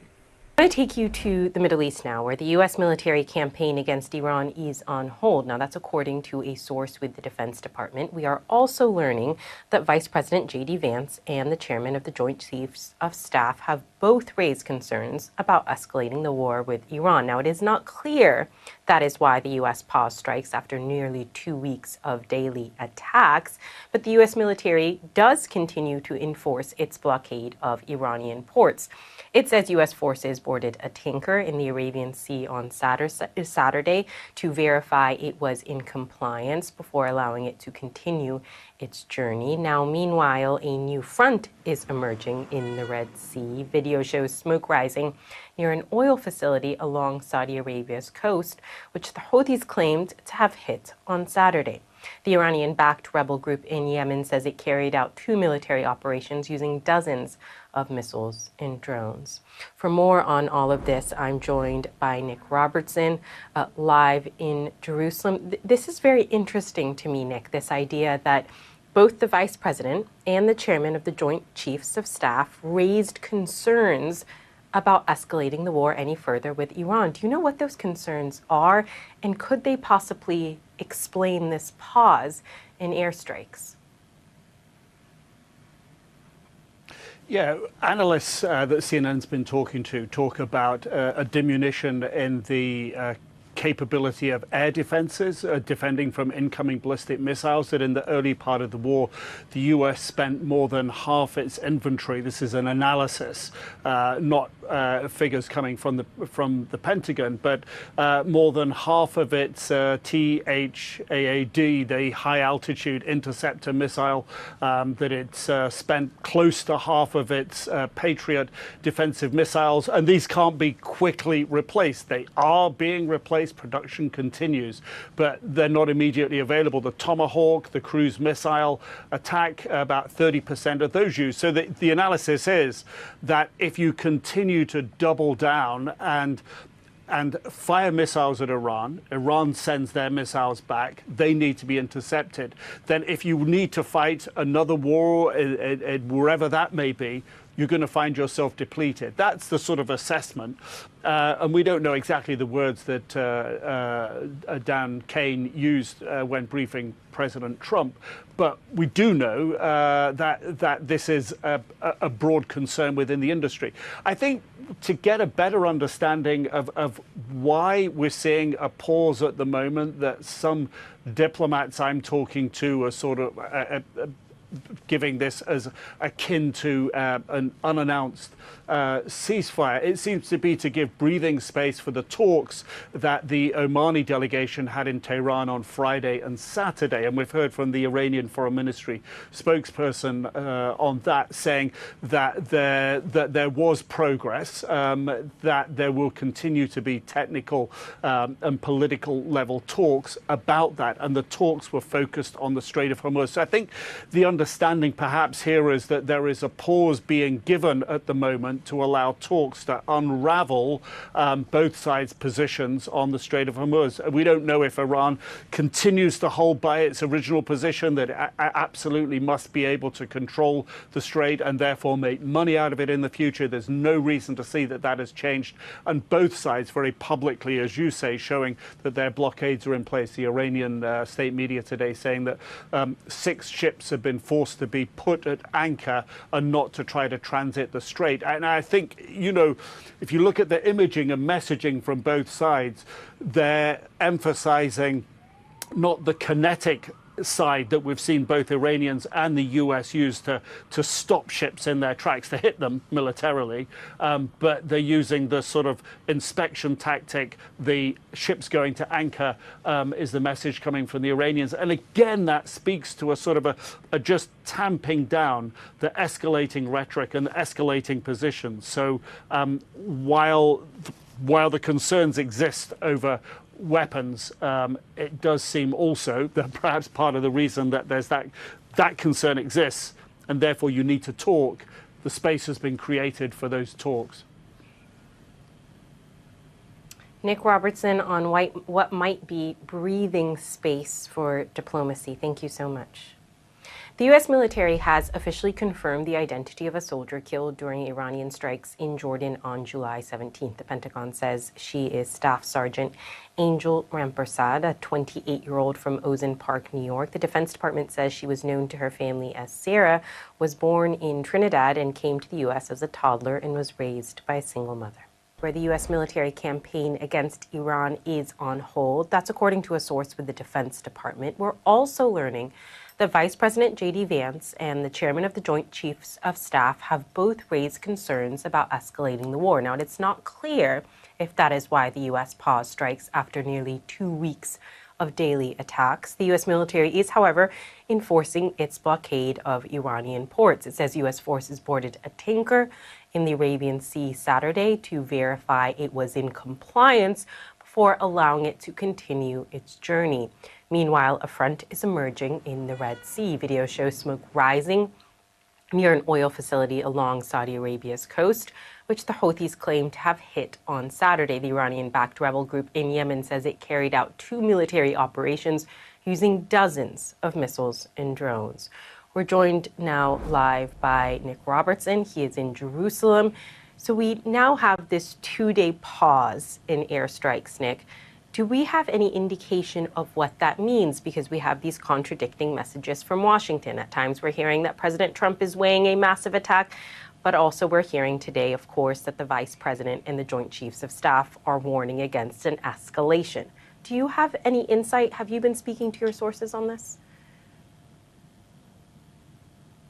I think the best insight we have that there is, in fact, a sort of a de facto ceasefire in place, and that does seem to have been allow some level of diplomacy to happen. The Omanis had a delegation in Tehran on Friday and Saturday. They left late Saturday. We don't know what was precisely discussed, but it does seem to have focused on the Straits of Hormuz. At least that's according to the spokesman at the Foreign Ministry in Tehran. And he said that the talks were constructive and there was progress, but progress that the United States would like to see on the Strait of Hormuz would be Iran relinquishing its desired right to be able to extract a management system and financial benefit for controlling the Strait of Hormuz.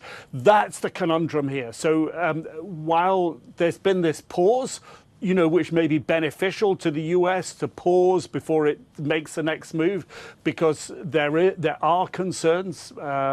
Joint Chief Staff Dan Kane laying that out to the president. We don't know precisely what was said again on that, but there's concern about munitions going forward. And from independent experts, we understand that is the defensive missile systems, the THAAD, the Patriot. They're in not short supply, but half of them have already been used. Stocks have been used in the first part of the war. So that's the concern. Again, we hear from the White House, President Trump prefers a diplomatic off-ramp. The pressure for getting that is greater if the weapon stocks are lower.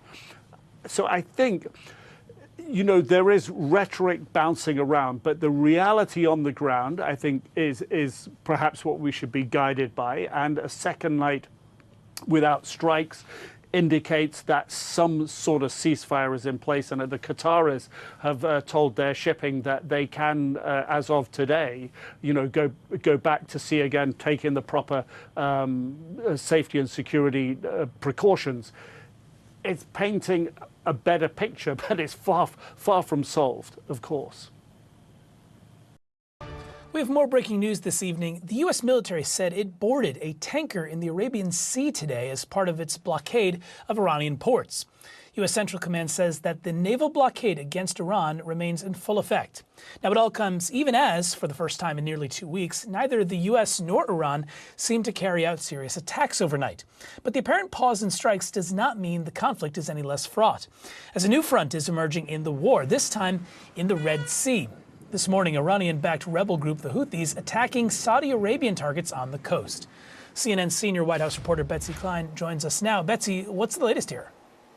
Well, Danny, the short answer is we just don't know how much to read into what appears to be a pause in strikes in Iran. A relatively quiet night last night after 13 consecutive nights of U.S.-launched strikes. But this comes after U.S. intelligence agencies had assessed in recent days that the types of limited strikes that the U.S. had been carrying out were unlikely to shift Iran's negotiation position. President Trump, in his view, does not believe that Iran is ready yet to come to the table and negotiate in a meaningful way. He also offered some view into his headspace yesterday. Listen.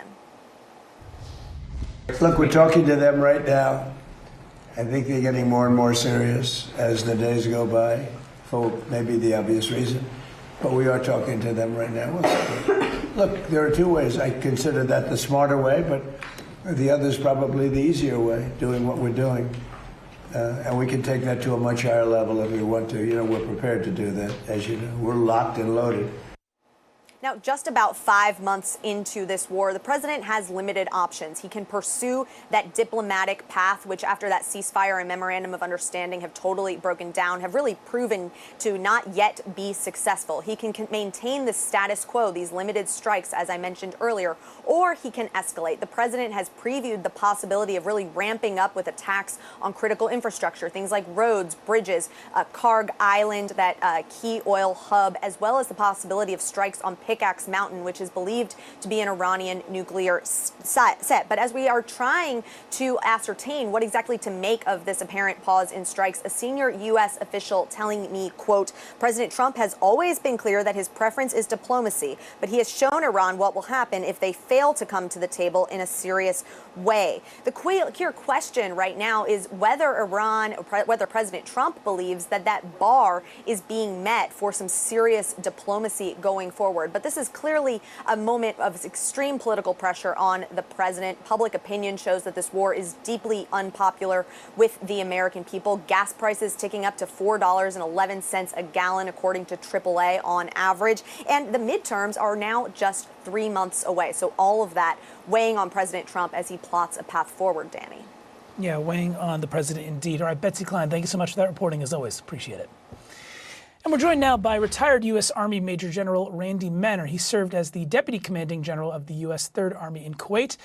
General, good to have you here this evening. From a military perspective, what does it signal to you that there were no reported strikes from either side really overnight?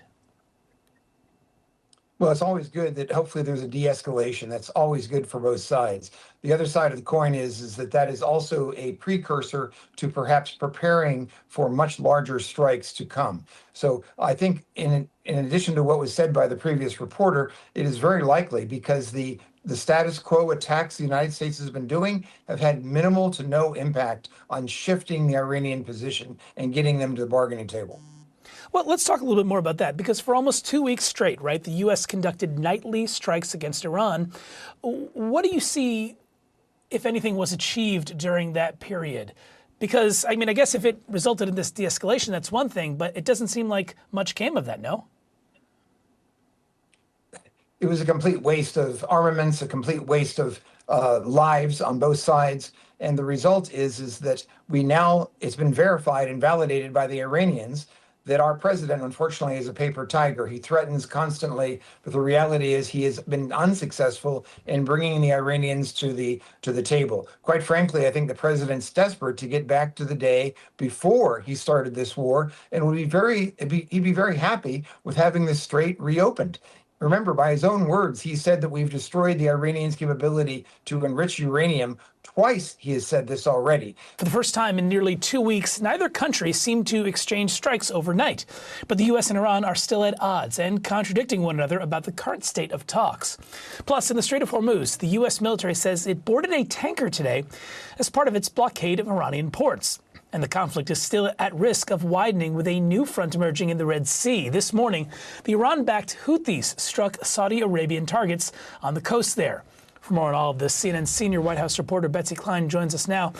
Betsy, tell us, what's the latest you're hearing from the administration about this war? Well, Danny, we know that President Trump spent part of his Friday huddling with top advisors and cabinet officials to discuss the possibility of an escalation in his war with Iran. But then Friday night into Saturday, a relatively quiet night with an apparent pause in that fighting after 13 consecutive nights of strikes. It's not clear at this point how much we should be reading into that pause, but it comes after the U.S. intelligence community had assessed that the strikes that the U.S. had been carrying out on Iran were unlikely to shift Iran's negotiation position, according to two sources familiar with the matter. Now, President Trump has said that he does not believe that Iran is ready to come to the negotiation table. He has also been threatening massive attacks, but he offered some vision into his headspace yesterday. Listen. Look, we're talking to them right now. I think they're getting more and more serious as the days go by, for maybe the obvious reason. But we are talking to them right now. Look, there are two ways. I consider that the smarter way, but the other is probably the easier way, doing what we're doing. And we can take that to a much higher level if we want to. You know, we're prepared to do that, as you know. We're locked and loaded. Now, as the president weighs a path forward, he really has limited options here. He can pursue that path of diplomacy, which has not yet been successful after that memorandum of understanding and ceasefire fell apart in recent weeks. He could continue the status quo of these limited strikes, or he could escalate. And he has threatened attacks on critical infrastructure, things like roads, bridges, that key oil hub of Karg Island, as well as possibilities of strikes on Pickaxe Mountain, which is believed to be an Iranian nuclear site. Now, we're trying to ascertain Bahrain what to make of this pause in strikes. I asked the White House what their view is. I spoke with a senior official who said, quote, President Trump has always been clear that his preference is diplomacy, but he has shown Iran what will happen if they fail to come to the table in a serious way. The key question now is whether the Trump administration believes that that bar is being met, Danny. All right, Betsy Klein, thank you so much for the latest on that situation. For more on this, we're joined now by Democratic Representative Greg Stanton of Arizona. He serves on the House Foreign Affairs Committee. Congressman, thank you so much for joining us this evening. I want to begin with the latest on Iran.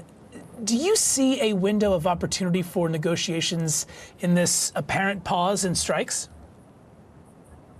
Any opportunity the president might have to get to a negotiated solution is the right step. But remember, while they may be temporarily pausing the attacks on Iran now, the Iranian proxy, the Houthis, were able to successfully strike an oil refinery in Saudi Arabia, thereby continuing to expand this war, the theater of this war. So it is critically important that we end this war as soon as possible. Congressman, U.S. Central Command is saying that it boarded a tanker today as part of its larger blockade of Iranian ports. How long, from your perspective, can the U.S. keep up this blockade? Look, when we left Washington, D.C. on Thursday, we voted over $70 billion more for this war. No Democrats supported it. It was the Republicans that completely, without question, gave so many more dollars to continue to fight this war. It's completely unacceptable. We've lost 18 soldiers. And now the Houthis, I mentioned the strike on the oil refinery Saudi, are also threatening to shut down the Red Sea for oil tankers as well. Look, the intelligence community told the president all of these things were virtually inevitable if he engaged in this war of choice. The president chose to ignore him. He pretended like none of this was foreseeable. All of it was foreseeable. His decision-making has been some of the worst that we have seen by a president during a wartime. All right, we're also watching a new war front emerge in the Middle East conflict. New video shows smoke rising from an oil facility in Saudi Arabia after Iran-backed Houthis said they targeted the site. The attack comes a day after Saudi Arabia launched strikes in retaliation for the rebel group's attack on a Saudi vessel in the Red Sea. That clash happening during a rare apparent pause in fighting between the U.S. and Iran for the first time after 13 consecutive days of U.S. strikes. CNN's Nick Robertson is joining us right now. Nick, what more can you tell us about these strikes in Saudi Arabia and how that may impact the U.S. war with Iran? Sure. Look, if these strikes continue, the Houthis striking Saudi shipping, the Saudis responding with strikes against the Houthis, and there have been a couple of those, one overnight, one earlier on today, and the Houthis then firing back at Saudi infrastructure. That really is going to potentially drive up the price of oil because it will stop Saudi oil getting out or make it much harder for Saudi oil to get out of the Red Sea through the Bab al-Mandab Straits. 6 or 7% of the world's oil comes out that way. Most of it goes to Asia. So what we've seen today is the Houthis saying that they targeted the main port city of Jazan. That is basically the biggest city that's close to where the Houthis are inside Yemen. So close they can hit it pretty readily. They say they targeted that. They say they targeted Yanbu, which is also a very important Saudi oil facility, but much further up the coast. Saudi alert system went off in Yanbu, but no reports of impact. But in Jazan, there's a refinery there. There's been sights of big clouds of smoke coming up from there. That is a very important city for the Saudis, Jazan. So at the moment, that part of the conflict in the Middle East is set to potentially expand and get worse, and to the point that the UN Secretary General today said that he was very alarmed by the situation there. And then, Nick, what is President Trump and perhaps the Iranian leadership saying about possibly resuming any talks? Yeah, there's been a sort of a backwards and forwards. Yes, we're ready for talks. No, we're not. They don't want it. They do want it. Yes, we do. But I think if we try to read what's happening on the ground rather than what people are saying, which is indicative, but what's happening on the ground is a sort of ground reality, if you will. So last night, there were no strikes. Then just in the last hour or so, the Qataris have told their shipping that they can go back to normal safety procedures, of course, but they can go back to normal Sunday. It seems to indicate that the Qataris sort of have a level of confidence in what happened last night. Clearly, this is Saturday. They're waiting to see before the shipping goes back to normal Sunday. But they seem to be indicating that if there is again tonight, no exchange of missiles between the United States and Iran, that might be indicative that a sort of ceasefire, no one's calling it that, but a sort of ceasefire is coming into play. Last night was quiet, that was exceptional. Nobody really spoke about that much. Indications are clearly the White House didn't want to escalate the situation, and clearly the Iranians didn't either. Is that going to hold through tonight? I think in diplomatic circles, those who are watching and are involved closely, they're really hoping tonight will be quiet, and we might be, caveat might be, entering a new phase. All right, fascinating. Nick Robertson, thank you so much. All right, let's continue this conversation now. With me is Aaron David Miller. He is a former State Department Middle East negotiator and is now senior fellow at the Carnegie Endowment for International Peace. Great to see you as always. So President Trump says he is weighing launching even bigger strikes on Iran. Iran says, I'm quoting now, it will not submit to American bullies. So what's your assessment here? I mean, I think that's where we are, Fred. I mean, escalation, epic fury, 40 days of intense strikes, probably the largest deployment of American military power since the Second Iraq War, has not moved the Iranians, has not changed their calculations. And the administration, I think, for a while now has been in a box. The options are not good. Escalation, even severe escalation, is not going to bring the Iranians to the table, at least certainly not quickly. Extrication, simply walking away, is impossible, it seems to me, for this president, or probably for American national interests, which would leave the Straits a sort of ATM machine, and the Iranians want to make good on that as a cash cow. And then there's the prospects of negotiation. We could see resumption of talks, Fred, but the question is not just getting back to the table. The question is, what are they going to do at the table? And that I think is tough. Both sides believe time's on their side. Both sides believe they have the power to escalate. And both sides appear to believe that they can manage and tolerate the pain that's been inflicted. So unless that calculation changes, even if you got back to the table, you're not going to have a serious negotiation. And then while that's happening or not happening, now you've got Saudi Arabia and the Houthis in Yemen exchanging attacks. So how much does this kind of stir the pot in this region? I think it represents an expansion, right? I mean, I think Nick said 5-6% of global oil supply comes through Bab el-Mandeb, the Red Sea. Remember, this is an old story by now. The Houthis opened up in the wake of October 7 in an effort to support Palestinians in Gaza and to burnish their own credentials in Yemen. They literally almost shut down Red Sea trade. It's now, I think, 45 to 50%, forcing shippers and exporters to go around the Horn of Africa. That increases, complicates supply chains. If the Houthis decide to go after ports, Yanbo has already been attacked. The Saudis are exporting anywhere from 3 to 4 million barrels a day through Yanbo into the Red Sea. If that's what they do, then it seems to me price of oil, Brent crude, is going to go up.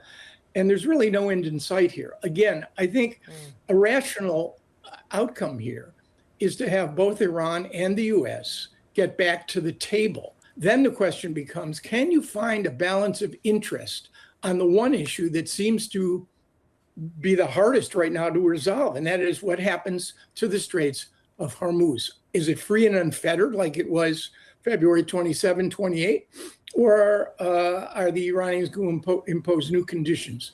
And I don't know whether the U.S. and Iranian interests right now can be reconciled on this key choke point. And then this week, another kind of news involving Saudi Arabia, the U.S. signing a deal with that country to develop its domestic nuclear power program. After it was signed, Trump said normalized relations with Israel would be a condition of the agreement. What do you see happening here? Fred, again, I'll say it. You're going to interpret it as a partisan comment. I worked for Democrats and Republicans, and I voted for Democrats and Republicans. What I saw play out in the last 48 hours is sort of a scene out of a Marx Brothers movie. A 3-month negotiation, even longer, with Department of Energy led by Chris Wright and the Saudis come to a very detailed, haven't seen the text, but a very detailed understanding on any number of issues. And then the president decides, either because he wasn't briefed, it's hard to imagine that he wasn't aware of the issue of Israeli-Saudi normalization. Right now, he basically has undermined the very agreement he wanted to reach. And frankly, it put me down in the not altogether unhappy quality side of this, because there is no compelling reason, according to this agreement, that the Saudis should be able to enrich uranium, even under American auspices, and control their own fuel cycle. We're at war with a country who is essentially violating the International Atomic Energy Agency restrictions on the issue of enrichment. We do not need to lay the groundwork for another latent nuclear weapon state in the Middle East. All right, more now on the war with Iran and a new front emerging in the region. New video shows smoke rising from an oil facility in Saudi Arabia after Iran-backed Houthis said they targeted the site. The attack comes a day after Saudi forces launched strikes in retaliation for the rebel group's attack on a Saudi vessel in the Red Sea. That clash happening during a rare apparent pause in fighting between the U.S. and Iran after 13 consecutive nights of attacks on Iran. CNN's Betsy Klein is joining us right now from the White House. Betsy, is the administration saying anything about this apparent pause in attacks on Iran or possible talks even potentially with Tehran? Right, Frederica. After 13 consecutive nights of strikes on Iran, a relatively quiet night last night, and no reports of attacks between the U.S. and Iran. Now, this comes after U.S. intelligence agencies had recently assessed that these types of sort of limited strikes that the U.S. had been carrying out against Iran were unlikely to shift Iran's negotiating position. President Trump says that, in his view, Iran isn't ready to make a deal yet. And there were some notable comments from White House Press Secretary Caroline Leavitt to the Wall Street Journal earlier this week. She said that the U.S. will continue to hit Iran until they come to the table in what President Trump deems a meaningful way. So we are waiting to see now whether that is indeed the case here. But President Trump offering some insight into his mindset yesterday. Listen. Look, we're talking to them right now. I think they're getting more and more serious as the days go by, for maybe the obvious reason. But we are talking to them right now. Look, there are two ways. I consider that the smarter way, but the other is probably the easier way, doing what we're doing. And we can take that to a much higher level if we want to. You know, we're prepared to do that, as you know. We're locked and loaded. Now, as we are trying to ascertain what to make of this pause in strikes, a senior U.S. official tells me that President Trump has always been clear that his preference is diplomacy, but he has shown Iran what will happen if they fail to come to the table in a serious way, Frederica. Okay, and Betsy, the Pentagon still hasn't updated the website that tracks casualties of war. What more are you learning? Well, at issue here is a website called the Defense Casualty Analysis System that tracks those casualties during a conflict. And the New York Times first noticed this, and they got conflicting answers as to why that had been changed from 18 deaths to 14 deaths this week. 3 military officials had told them that there had been some sensitive discussions about whether to include those 4 fallen U.S. service members who died last weekend in the count, because that had come after President Trump signed that ceasefire deal that ultimately, as we know, had fallen apart. But a Pentagon spokesperson saying in a statement that this was a temporary data disruption that would be resolved. Of course, that was on Thursday. It is now Saturday. I checked just moments before I came on the air. The count is still 14. All right, we're following new developments in the Middle East, where Iran-backed Houthis in Yemen say they attacked an oil facility in Saudi Arabia. The two sides have exchanged multiple strikes in recent days, raising concerns that a new front has opened up in the war. With us now is Brett Bruen. He is a former National Security Council and State Department official in the Obama White House, and he's now CEO of a public affairs company, Global Situation Room. Great to see you. Good to be with you, Fred. So are these strikes between Saudi Arabia and the Houthis now creating among the greatest risks for regional escalation of this conflict? Yeah, Fred, the really interesting dynamic here is throughout the first 5 months of the war, Trump essentially viewed this as, he and Netanyahu versus the regime in Tehran. And yet what is starting to unfold is that there are considerable costs, consequences for other countries. And, if I'm sitting in Saudi Arabia, my frustration level is reaching a peak point. I think it's part of the reason, quite frankly, that supposed nuclear enrichment deal was reached earlier the week, and then Trump tried to change the terms of it. Trump and, quite frankly, American taxpayers are going to be on the hook for a lot of both the reconstruction of the region, as well as just obviously this thing continues to spiral out of control, and we'll have to see where it goes. And now, for the first time in about 2 weeks, there were no be an opening for diplomacy right now, or is this a more ominous sign in your view? It could be. And look, sometimes in these diplomatic negotiations, you want, as a sign of good faith, to say, we will pause for a moment. And that ensures that negotiators in Tehran can gain some level of confidence, perhaps get a deal across the line.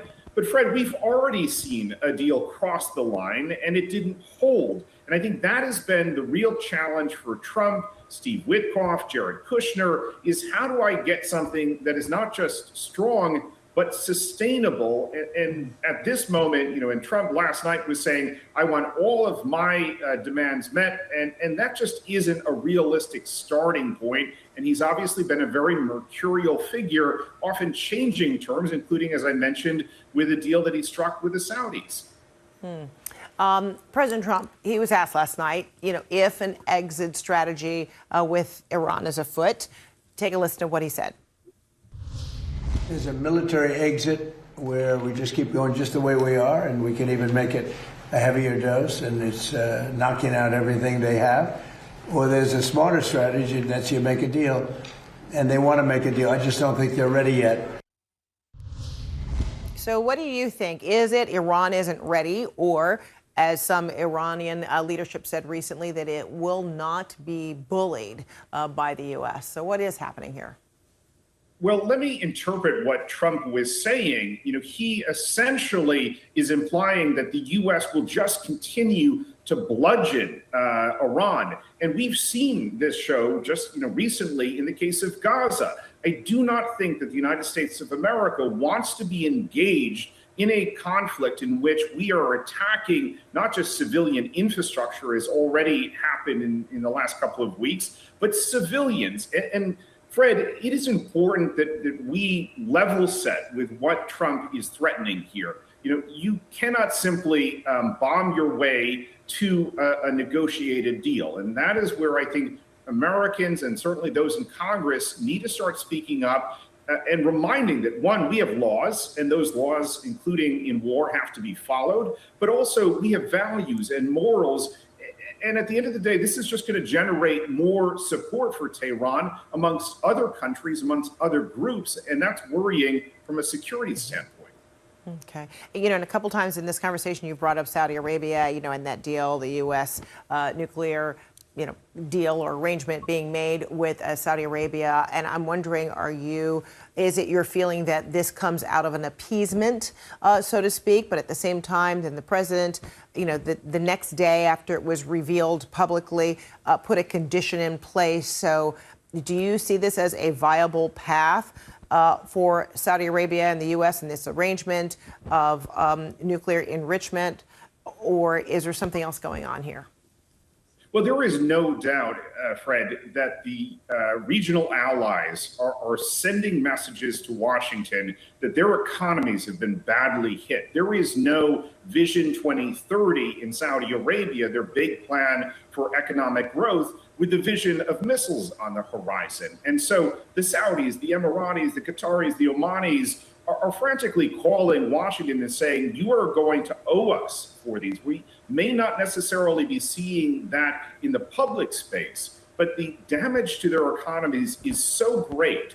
And the future prospects, even if we get to a ceasefire or a peace deal, this war has created instability. It's created concern in the Gulf, and that is coming with a considerable. With what appears to be a pause in U.S. attacks against Iran, the U.S. military did not announce it was launching strikes on Friday. This is after pummeling Iran for 13 straight nights. And we're also not getting any reports of Iranian attacks on U.S. allies in Bahrain, Jordan, or Kuwait overnight. Now, all of this comes after President Trump met with top advisors and cabinet officials to discuss a potential escalation of the war. That's according to a source. The president says the U.S. is still actively negotiating with Iran after their ceasefire agreement crumbled earlier this month. But he also suggested U.S. forces could press on with their campaign and even expand it. There's a military exit where we just keep going just the way we are, and we can even make it a heavier dose, and it's knocking out everything they have. Or there's a smarter strategy, and that's you make a deal, and they want to make a deal. I just don't think they're ready yet. I want to bring in now Leila Gargazo. She is joining us live from London. So we're hearing from our reporters in the White House, Leila, that President Trump is weighing the possibility of a massive attack. I mean, what could that mean after nearly 2 weeks of punishing airstrikes? Yeah, so it could mean a range of things. He's said over the last 2 weeks that he could hit civilian infrastructure like bridges or desalination plants. He's also toyed with the idea of hitting Mount Kolang, or as people call it, Pickaxe Mountain, which is part of the Natanz facility. So there could be quite a lot of different options here. The U.S. generally over the last 2 weeks has been working to degrade Iran's military capability and loosen its control over the Strait of Hormuz. So much of those strikes that we've seen in these 14 days have really been in that stretch along the southern area of Iran, the defensive arch. He could widen that out, go back to hitting places like Tehran and really focusing again on the capital. So there's a lot to work with, I guess, in terms of strike targets. That being said, he's also had conflicting statements where he said that, they could be talking, the Iranians are talking, he's open to the idea of diplomatic negotiations. So it's unclear what next steps he's going to take. Now, a lot of the analysts and experts that I've been speaking to over the last 2 weeks have said that if the U.S. is looking to have Iran capitulate via more airstrikes and an expanded campaign, that's very unlikely to happen. And the Iranians themselves have said that. They've said that if the U.S. escalates, they're going to escalate in kind. They're not going to sit and negotiate, and they're not going to move those red lines around things like their nuclear program, which is what President Trump says he wants curbed. So it's unclear what a actual expansion of the mission for the U.S. is going to really do. It's not going to necessarily bring Iran back to the table. And one of the things to remember here is that Iran has a very high pain threshold when it comes to these strikes and even things like an economic blockade. So they can go quite a long time with this kind of conflict before it really starts changing their behavior. And it's unclear if the U.S. is going to want to commit to a much broader war and campaign, Salma. Well, so far this morning, Iranian media has not reported any strikes inside the country as the U.S. conflict with Iran continues. Now, CENTCOM also did not report any military action yesterday. That's after the U.S. pounded Iran with strikes for nearly 2 weeks straight. President Trump did say he thinks Iran is getting more serious in talks and try to end the war.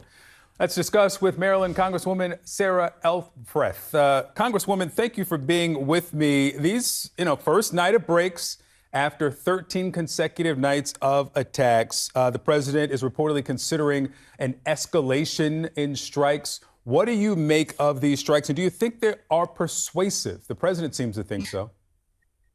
Oh, well, the president claims to be the best deal maker that I think ever was in the White House or in the world. And we're seeing that that's just not true. We're 150 days into this conflict. We've lost 19 service members. Another 400 have been injured.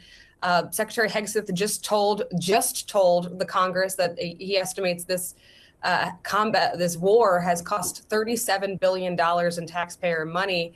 And there's still no end in sight. The president seems to be warmongering via tweet instead of having a thoughtful strategy here. I don't think he had a goal to begin with when he got us into this war, and he certainly doesn't have any way to get us out of it right now. It's, I'm watching it just like you are every single day. There is a new escalation, a new twist to this war, and frankly, the American people are fed up. Well, the president says that the Iranians are getting more serious about talks. Let me play specifically what the president said from the Oval.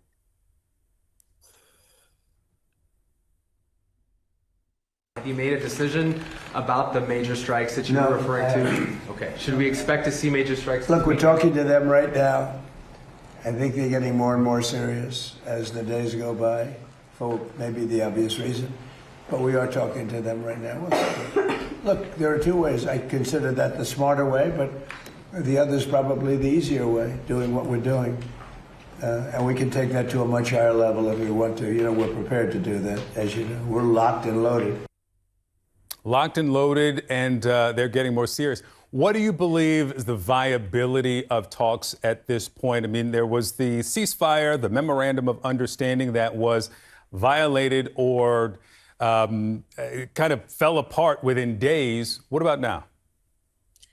Honestly, I don't think the president knows how to get out of this, and he's just talking out of both sides of his mouth. To your point, he claimed we had a ceasefire. He was the one who violated it. There is no strategy. There is no plan. I didn't feel like there was a strategy to begin with when we got into this war.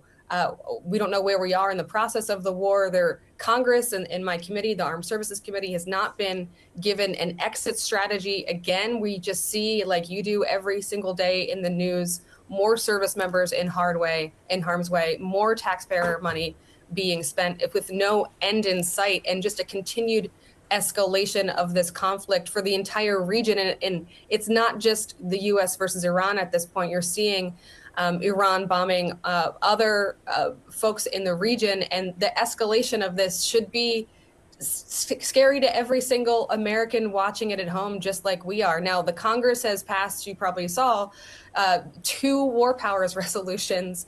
We had 4 Republicans join us, recognizing that we need to reassert our constitutional authority when it comes to declaring war, providing a check on the president. He seems to not care or think that they are at all relevant to his actions here, but the American people are pretty loud and clear that this needs to end.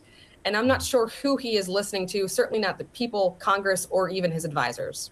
The president, after Defense Secretary Pete Hegseth said that Russia and China are enabling Iran, said that he doesn't believe that Xi and Putin are arming Iran. Here's what he said. I will tell you that President Xi said he will not partake, and President Putin said the same thing. I think, I trust them. I don't think they'd want to have me disappointed.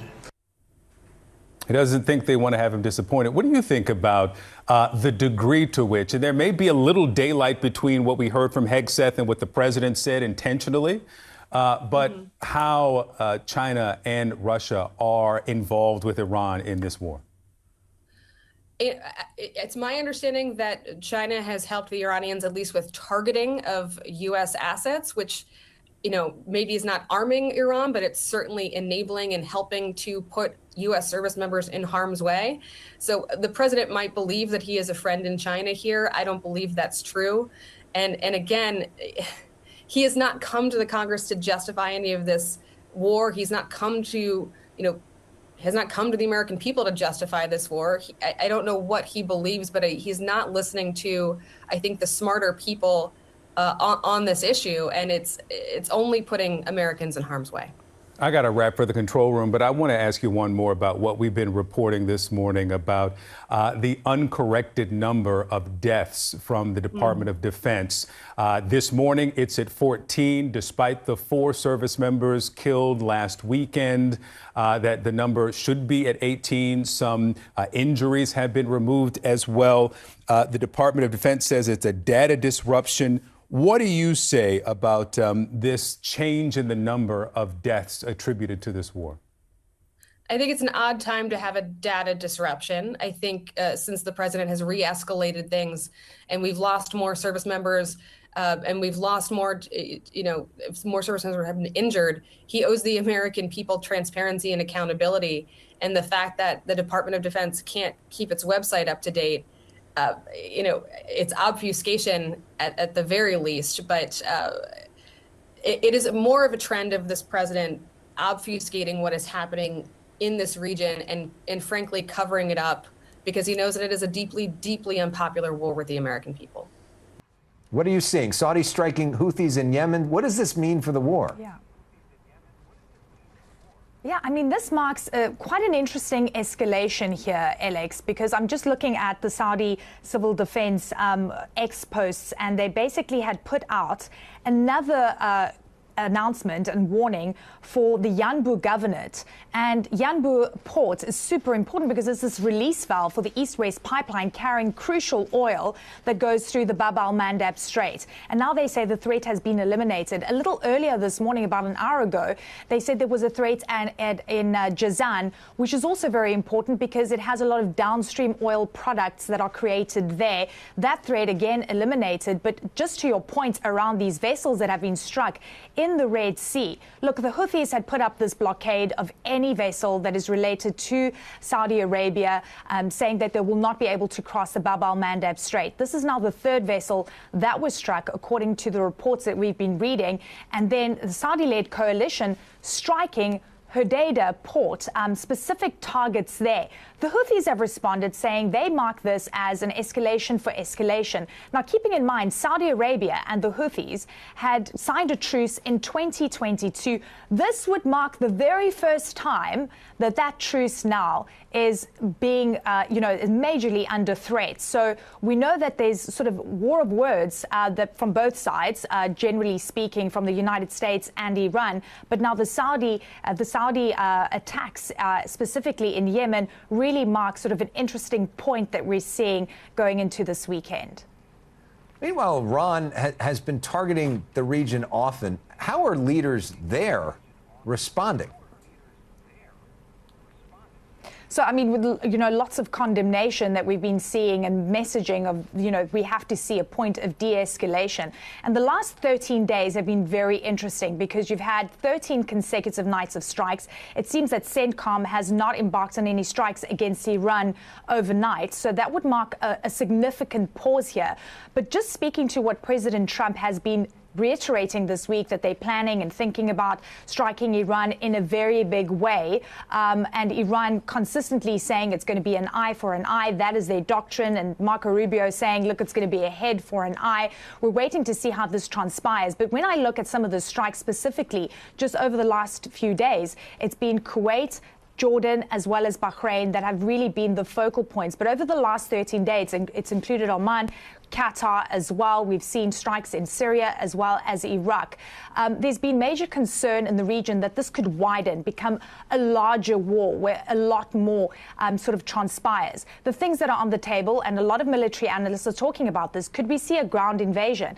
President Trump was talking about the Pickaxe Mountain, Kohe Kolang, which is very close to the nuclear facility of Natanz. Is that going to be a target? We've consistently seen targets against some of those port cities in Iran, and the region is just holding its breath, waiting to see what happens next. Because if there is more escalation, if there isn't sort of a diplomatic off-ramp, what does this mean for the wider region? And Alex, importantly, what does it mean for the Strait of Hormuz? What does it mean for Bab al-Mandab Strait, where a new front has clearly opened up again? Also, just I want to mention that any Saudi ships are actually under a blockade, but some Chinese-owned vessels that have come from Saudi ports have been able to negotiate with the Houthis in terms of transiting. So maritime officials are watching this very closely, but there is a threat. It is worrying, and this is going to affect traffic all around sort of the region. And importantly, it's going to spill over into the global economy. Welcome. We begin with what appears to be a pause in U.S. attacks against Iran. The U.S. military did not announce it was launching strikes on Friday after pummeling Iran for 13 straight nights. This all comes after President Trump met with top advisors and cabinet officials to discuss a potential escalation of the war. That is according to a source. The president says the U.S. is still actively negotiating with Iran after their ceasefire agreement crumbled earlier this month. But he also suggested U.S. forces could press on with their campaign and even expand it. Meanwhile, Saudi Arabia has unleashed strikes on what it described as Houthi targets in Yemen. The Saudi military says it was a proportionate response after another Saudi ship was attacked by Yemen's Iran-backed Houthis in the Red Sea. Let's bring in CNN's Leila Garagozlu, live from London. It's good to see you. We may finally be seeing a shift around talks, but what's the latest? Yeah, so there's actually quite a lot of conflicting messaging that we've been hearing over the last nearly 2 weeks, and especially overnight. You know, President Trump has gone back and forth saying, we're open to talks, we are talking, we want to strike harder. So it's very difficult to read the tea leaves in this situation because the president is a bit unpredictable when it comes to this. Now, just last night, he said that the Iranians were actually talking. Take a listen. And by the way, they are talking to us right now. They'd love to make a deal. I don't think they're ready to. I don't think it's time yet, but I'm willing to listen. But they cannot have a nuclear weapon. We don't want to see Washington, D.C., or any of our cities, or Israel, or frankly, the Middle East, destroyed with a nuclear weapon, because I know the power of nuclear weapons. I see it. I get to see it. We're not going to let that happen. So the real issue here is that the Iranians have not said that they are talking. They've actually been quite clear that they're open to negotiations, but they're not in the midst of talking. And part of that really comes down to the fact that they're not really seeing an element of trust with the American delegation and President Trump when it comes to any sort of negotiations. They don't believe that they can actually get a deal that leads them to that moment of peace, right? And they don't want a no war, no peace limbo situation once again. That's basically what we saw in that lead up to the MOU. And then, as you know, the MOU was incredibly vague, very difficult to implement. The Iranians don't want that again. Any sort of deal, they say they want to have it be something that achieves lasting peace. Now, the other element that I think is interesting to look at when it comes to President Trump's comments is that he continuously shifts the goals of this war. And this is another thing that the Iranians take issue with. And a number of analysts that I've spoken to over the course of the last few months have said time and time again that that's going to be what makes it very difficult to get some sort of deal or find an off-ramp, because the goals of the war from the U.S. perspective keep shifting, whether it's Iran's nuclear program or the Strait of Hormuz. It makes it a very difficult situation to negotiate around. And at the same time as that, how significant is Saudi Arabia's decision to strike the Houthis? Yeah, so this is quite significant. We've seen a truce in place between the Houthis in Yemen and Saudi Arabia since about 2022, and that was quite a big deal, really drawing down a years-long conflict.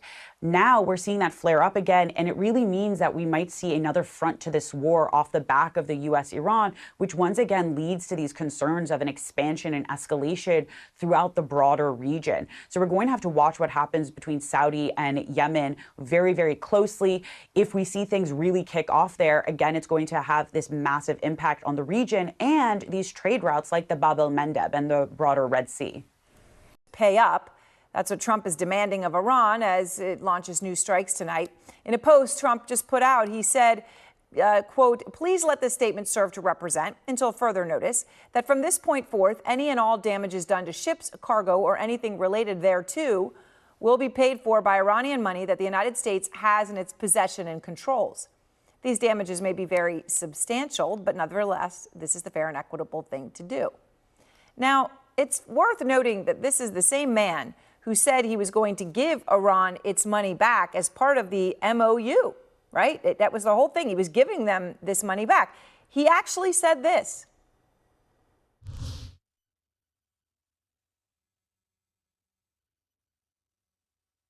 It's not our money, it's their money, and we froze it. At a certain point in time. It's not our money, it's their money. Those are his words. Now, Trump's claim about where the money is going to come comes after he has just leveled another massive threat, telling Axios, quote, I am considering a massive attack, bigger than ever before. I am close to making a decision. We're all set for it. Yeah, well, the rhetoric out there is causing a lot of problems, real world problems for Americans and around the world. I mean, for the first time since May today, on the back of comments like that, oil prices are back above $100 a barrel. And relief, even if Trump ends the war soon, as he said he's going to do for almost 5 months, well, it's not going down anytime soon, even though he's promised it will. When this is over, oil is going to drop like a rock. When this war is over, oil is going to drop. When the war is over, gas will fall down at levels that you've never seen before. The gas will go down. As soon as the war's over, it'll drop like a rock. Well, here's the thing. You got to look at what the markets are telling you right now. If you look at Brent oil futures, okay, which is you're looking out, traders trade on this a long time in the future. Okay, we're going out here to April 2032. You can see before we get back below $70 a barrel, which is where prices were before the war. And they're obviously expecting the war to end really soon. Okay, that's why you see the drop there. But it doesn't go back to where it was for years. And it's not just the oil market sounding an alarm. The 10-year U.S. Treasury yield, which is really what is used as the benchmark for credit card debt, student loans, mortgages, all of those interest rates are linked to that. It's up to 4.7%. That is the highest level since Trump was inaugurated. So borrowing costs are going up, gas prices are going up. It's real pain. It's tangible. And on Capitol Hill, Trump suffering a bipartisan hit today, Republicans joining Democrats to pass a resolution for the second time to check Trump's war powers. Now, it's essentially symbolic, but the fact that they're willing to put votes on the line is a public rejection of Trump's war. And tonight, his approach here could be pushing the U.S. into a wider war. According to the Wall Street Journal, American medics have now arrived at the key medical center in Germany, which is where U.S. troops injured in Trump's war are being treated. Axios is reporting a B-1 bomber was used to attack Iran for the first time since combat resumed, and the U.S. is planning to send more F-16 and F-35 fighter jets into the region. Now, of course, the surge doesn't necessarily mean that there's going to be a major, massive attack, as Trump says. Doesn't mean it's inevitable. But when you put all that money and all that material in place, sometimes things have a life of their own, despite what Trump has continued to claim on all of this ever since the war started. Right from the beginning, we projected 4 to 5 weeks. The U.S. will be gone or done with the war in 2 I think we're weeks? 2 or 3 weeks. We were in there for 2 months. And you know what? We're going to have victory very shortly. I thought it would take 4 to 6 weeks, and I was right. We'll have that over with soon. It'll be over with soon. It's 5 months and counting. Kristen Holmes is out front live outside the White House. And Kristen, all of this together, when you see what's happening, if you look at data point after data point, right, putting planes in place and medics, and then Trump's rhetoric saying possibly the most massive strike since the war began. What are you hearing about where his head is tonight, and frankly, how quickly he keeps changing his mind?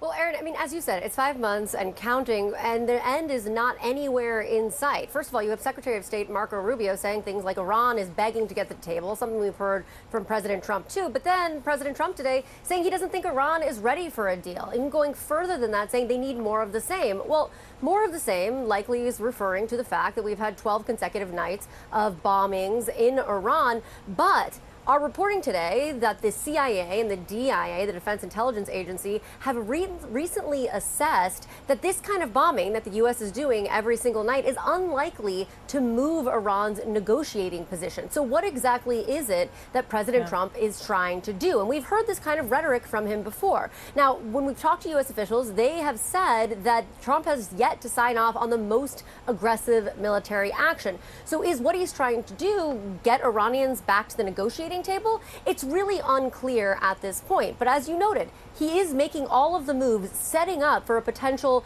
escalation in military operation. But what does that do for this war in Iran? What does that do for the American people? I can tell you from every conversation that I have with the White House, with White House officials, U.S. officials, anyone close to President Trump, they do not want to be talking about this war. They do not want to be engaging in this war. They would take a ceasefire now if they could just get a ceasefire, hope for the prices to kind of level or at least go down a little bit, and then they could move on to talking about things like the economy. That's obviously not going to happen if President Trump escalates this. So is he willing to escalate this and potentially even put boots on the ground?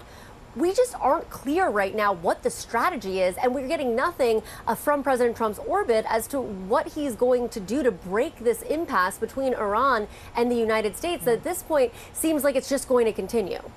Yeah. All right, Kristen, thank you very much. And of course, just so much confusion on strategy and also what the end goal even is, what they actually want. Christoph Kettle is here with the New York Times. Seth Jones is also here with me. And I know both of you have so much new information. So Seth, can I just start with you? I know you've been speaking to senior U.S. officials. Are we about to see a massive escalation here, the bigger strikes, bigger action than since the war began?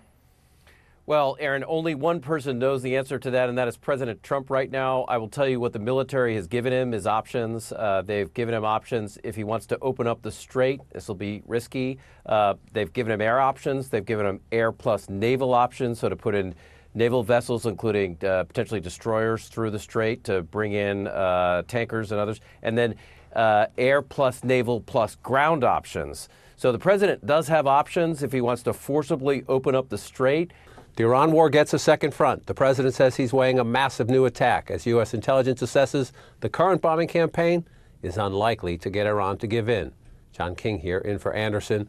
There's all that tonight, and for the 13th straight evening, more U.S. airstrikes. No sign yet they differ greatly from the first 12, but earlier today, the president telling Axios, quote, "I am considering a massive attack, bigger than ever before. I'm close to making a decision. We are all set for it." The president also claims that Tehran wants to negotiate, but in his words, quote, "They haven't received enough pain yet." Here's how he put it a short time later. We're doing very well against the Islamic Republic of Iran. We're doing extremely well. They would like to do something, but I say they're not ready yet. They need more of the same. They're not ready yet. Clearly, though, the president's remarks to Axios suggest that more of the same, as he put it, has not been enough. And brand new CNN reporting certainly backs that up. Two sources familiar with the matter telling us both the CIA and the Defense Intelligence Agency have recently assessed that the current bombing campaign is unlikely to force Iran and its leadership to shift its negotiating position. That said, the talk is certainly getting tougher. Here's Secretary of State Rubio. Do you rule out striking civilian infrastructure? I think I saw, guys, I saw Arachi, their foreign minister, who the other day say or something about their policies, an eye for an eye. The president's policy is a head for an eye. I mean, honestly, that's what it's going to be.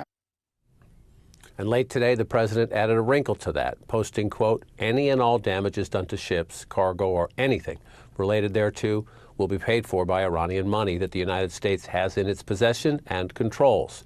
It's unclear whether those tougher words will budge Tehran, which gained leverage of its own last night in the form of a second front, namely in the Bab al-Mandeb. That's the choke point. You see it on the map at the mouth of the Red Sea. You see traffic flowing through it now, but last night, Iranian-backed Houthi fighters hit 2 Saudi oil tankers attempting passage, and that in turn, predictable I guess, sent oil prices surging back above the $100 a barrel mark. Gas prices rising as well today. You see it there hitting $4.09 a gallon, up 15 cents from just a week ago. And on Capitol Hill, a House and a Senate split on whether to try to limit the war. House Democrats, joined by 4 Republicans, passed a non-binding war powers resolution. Senate Republicans, joined by Democrat John Fetterman, blocked similar legislation. We begin tonight with our CNN senior White House correspondent, Kristen Holmes. Kristen, I want to start. There's been a revision at the Pentagon, the website, about the fatalities. Can you explain that? Well, we're still learning more details here. So on Wednesday, the Pentagon had reported these casualties on the website and said what we have been reporting and know to be true, that there were 18 American service members who have been killed since the start of the war. But by Thursday, the Department of Defense had changed that number to 14, so from 18 to 14. Now, according to the New York Times, one of the reasons behind the change was because the administration was not looking at these 4 service members as being part of the conflict. Again, this is from the New York Times reporting, because their deaths occurred after President Trump had announced this ceasefire. But on the other side, we have heard, and again, this has also only been a response to the New York Times. We have reached out on our own, but have not heard from the acting press secretary, who attributed the change instead to temporary data disruptions on the website and suggested that they would be quickly fixed. Now, of course, we're going to monitor to see how quickly they are fixed. And John, I do want to note here, we have been keeping our own tally, and 18 is the number that we have been citing regularly since this last weekend after the passing of those 4 additional service members. So it is unclear why this change happened, but of course we are trying to get to the bottom of it. Well, let's get to the president's strategy here. Number one, tougher words, a massive strike. We have the will to do it. We have the material to do it. And then the tough words from the president talking about if there's any damage to ships or cargoes paid for out of the Iranian funds that the United States has in escrow. We've heard a lot from the president in the last 4.5 months, and sometimes you get the follow through and sometimes you don't. Connect those and tell us what's the big shift, if one, in White House strategy. Right now, there is no apparent White House strategy. You had Secretary Marco Rubio saying that Iran is begging to come to the table. Then you have President Trump today saying they're not ready to make a deal. They're not ready to come to the table. Instead, they need more of the same. Well, at the same time, U.S. intelligence is saying in their recent assessments that this more of the same, this bombing every night, is not going to change the Iranian stance on negotiations, or is unlikely to do so. So what is the president going to do? Well, we know and we have reported over and over and over again, the president has been looking for some kind of diplomatic off-ramp.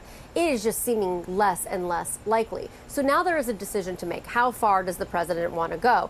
There is a contingency of people around him, particularly in the political space, who say that if the President Trump goes any further than this, if he talks about putting boots on the ground or does some kind of explosive military action, there is a chance he is completely giving away the midterms here. This is looming over everything that he is doing politically. There's also still the chance that President Trump tries to take this in a different direction, but it's really unclear because the options are so limited, John. We are looking at more strikes, more of the same. Doesn't seem to be moving the needle. So what will move the needle? We still don't know, and we don't know what President Trump is willing to do, but U.S. officials have continued to tell us that he has not signed off on the most aggressive military action yet, meaning likely he is still looking for any kind of off-ramp here. Kristen Holmes at the White House. Thank you so much. Let's continue the conversation now. Joining me, the former Deputy Assistant Secretary of Defense for the Middle East, Dana Stroll, and retired U.S. Air Force Colonel Cedric Leighton. Colonel, if my memory is correct, 25, 26 years in Air Force intelligence. When the DIA and the Defense Department says the current bombing campaign is unlikely to bring the Iranians to the table in a way that is conducive to a deal, and you have the president saying he's ready to up the ante here, what happens next? Yeah, John, great question. And yeah, after 26 years of experience in Air Force intelligence, this is a bit of an unusual area. But when it comes to the target set that you have in question here, what you're really looking at is the realization that the things that they've done so far in terms of striking targets in Iran while causing a lot of damage have not really changed Iran's war aims or the trajectory of Iran's military moves. And, you know, they talk about decimating the Iranian military. The problem is that Iran basically works with an asymmetric force. And what that means is that they're using means other than conventional military force to achieve their goals. So what we're seeing is the fact that the Iranians can still maintain control over the Strait of Hormuz. That, for the moment at least, has not changed. We're also seeing that Iran has the capability to launch long-range missiles and drones. That has not changed, and that is really one of the key things. These two areas are areas that should have been altered by a campaign that is really couched on what the other side is doing. The problem is that we're fighting a war that's more conventional. They're fighting a war where they've been able to hide a lot of their weapon systems and then brought them out into the open. And so, Dana, it brings a pretty profound moment and a profound question. You see all the words from the president, an escalation in his words. You see more U.S. military assets moving into the region, which would give him the capabilities, I gather, to back those words up. Some say, oh, it's just to try to convince the Iranians it's time to talk more seriously. Others say the president wouldn't send them if he's not planning to use them. How do you see it? Well, we've seen this over and over from the Trump administration. When there's a U.S. military buildup in the region, Trump tends to order those assets to be used. We saw it last year before the 12-day war. It looked like he was using that military buildup to signal to the Iranians he was really serious, threatening that use of force to compel them to come back to the negotiating table and make commitments on their nuclear program. That didn't happen, and a 12-day war started. And the same thing this year. There was another military buildup starting in January all the way through February, at the same time that there was a U.S. negotiating team meeting with the Iranians in Geneva. And before those negotiations played out, the war started. The U.S. started striking Iran together with Israel. So number one, I think the Iranians look at this buildup, and at this point, it's reasonable to expect that once Trump builds up, he's boxed himself in and he's most likely going to escalate. And the challenge here is that we have no articulation from the Trump administration as to what those escalated strikes or that escalated strategy is actually going to deliver in terms of achievable objectives. Is this about opening the Strait of Hormuz? Is it about getting Iranian commitments on the nuclear program? We haven't heard that articulation, and so this looks like a means without an end. And Colonel, as this plays out, you have a second front, at least at the moment. We saw it yesterday, the Houthis getting involved in attacking tankers in the Red Sea. The theater has been Iran and the areas in the Straits of Hormuz. From a capability standpoint, does the U.S. get spread too thin here? Does the United States need additional assets in any particular way if that stays a persistent two-front effort? Yeah, John, it depends on exactly what the goals are when it comes to Yemen and the Houthis and the opening the Bab el-Mandeb Strait there. So the question then is, if the idea is to go in and decimate the Houthis, we would need more forces to do that. If it is just to keep things open on a more or less temporary basis, we could probably do it with the forces that are already in the Middle East, but it would be a precarious move because things can change very quickly, and the Houthis could probably come in and close the Bab el-Mandeb again if they wanted to. News is the New York Times is reporting that Iran rejected a ceasefire proposal from President Trump. According to the Times, it was the Iraqi prime minister who personally carried the offer directly to the Iranians in Tehran. It comes as U.S. forces are bombarding Iranian targets for a 13th straight night, and once again runs counter to the president's description of the war. We're doing very well against the Islamic Republic of Iran. We're doing extremely well. They would like to do something, but I say they're not ready yet. They need more of the same. More of the same, which is not the same thing he's been saying repeatedly for months now. We've won. Let me say, we've won. I mean, I view it as very close to over. We are likewise winning big in Iran. We have many ways we can win, but we've already won militarily. In fact, sources say even the president's own experts have concluded more of the same is unlikely to shift Iran's negotiating position in any significant way. According to two U.S. officials familiar with those intelligence assessments, both the CIA and Defense Intelligence Agency, the DIA, recently determined that the kind of bombing campaign will not be enough to bring an end to the war, which has gone on far longer than the president boldly promised when it began. We projected 4 to 5 weeks, but we have capability to go far longer than that. Are you thinking this week it will be over? No, Are you talking but soon. about days? I think soon. Okay, and with respect Very to soon. Look. And I don't think it's going to be long. Can we wrap this war up this week? Yeah, sure. Good. Will we? I don't think so, but it'll be soon. Won't be long. It would take approximately 4 to 6 weeks to achieve this critical mission. So we estimate it would take approximately 4 to 6 weeks to achieve our mission. 26 days in, we're really a lot ahead of schedule. 4 to 6 weeks estimated timeline for Operation Epic Fury. You know, he said 4 to 6 weeks. Here we are months later, and instead the war appears headed toward yet another escalation, driving oil prices back above $100 a barrel for the first time in 2 months, as President Trump tells our colleague Barak Ravid of Axios that he is, quote, considering a massive attack bigger than ever before. I am close to making a decision. We are all set for it, end quote. all set for the biggest attack yet. But is the U.S. public all set? Polling overwhelmingly shows otherwise, as the Secretary of State laid out an ominous new Trump doctrine. The president's policy is a head for an eye. I mean, honestly, that's what it's going to be. I mean, they will pay a very heavy price for the things they're doing. They're already paying a very heavy price. A head for an eye instead of an eye for an eye. My lead sources are CNN Global Affairs analyst and former Middle East and North Africa coordinator for the National Security Council, Brett McGurk, as well as CNN national security analyst, former deputy director of national intelligence, Beth Sanner. Good to have you both here. So you read the Times story here. The Iraqi leader goes directly to Tehran, delivering a ceasefire proposal from the president. Iran says no. Brett McGurk, does that indicate to you that Iranians, in fact, are in no rush to reach a ceasefire and don't feel this enormous military pressure? You know, Jim, I come back. I mean, given everything going on, I think we have to keep. We have Americans. We're at war. We have Americans over Iran tonight, men and women in combat. Dramatic escalation could be right around the corner in Iran. President Trump tells Axios that he's considering a, quote, massive attack against Iran, one bigger than ever before, and he's close to making that decision now. He says Iran wants to negotiate, but Trump doesn't want to make a deal. He says, quote, they haven't received enough pain yet.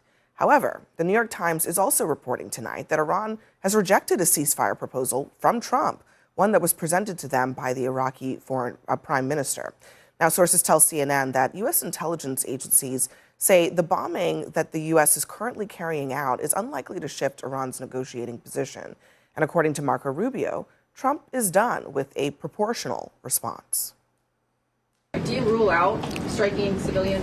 I think I saw, guys, I saw Arachi, their foreign minister, who the other day say or something about their policies, an eye for an eye. The president's policy is a head for an eye. I mean, honestly, that's what it's going to be. It all comes as the House narrowly voted to limit Trump's war powers in Iran, but a similar measure was rejected in the Senate. And a new Fox News poll shows that Trump's and the party's support is waning. Trump is significantly underwater when it comes to his handling of his job, as well as inflation, the economy, Iran, even immigration. With the midterms just over 3 months away, some are already sounding the alarm. The truth is there's not much good news for Republicans in this whole poll we did. Underwater on the economy, as you showed, underwater on affordability. Those two issues are front and center for sure. And everywhere you look, Republicans are down. Before we open it up to the table here, I want to invite you at home to join the debate. Head to cnn.com/Abby. You can weigh in there. We'll get to some of your comments throughout the show. Congressman Khanna, just for starters, when you hear the president talking tough, as he has been, frankly, for the last several months in this conflict, and then also sending Iran a proposal for a ceasefire that they then summarily reject, what does it tell you about what the strategy is here? There is no strategy. I'm for results. We just voted to, again, stop the war in Iran this morning in the House. But what has the president achieved? He's driven gas prices up. He's driven food prices up. The enriched uranium is still in Iran. They have a more extreme regime because the sun isn't even saying what Khamenei did, which was we won't develop nuclear weapons. The IRGC is strong. All right, new reporting from Barak Ravid of Axios this morning that the U.S. is deploying the B-1 bomber in the war with Iran. That reporting that the U.S. is using the bomber to strike Islamic Revolutionary Guard Corps targets in a major escalation of the conflict there.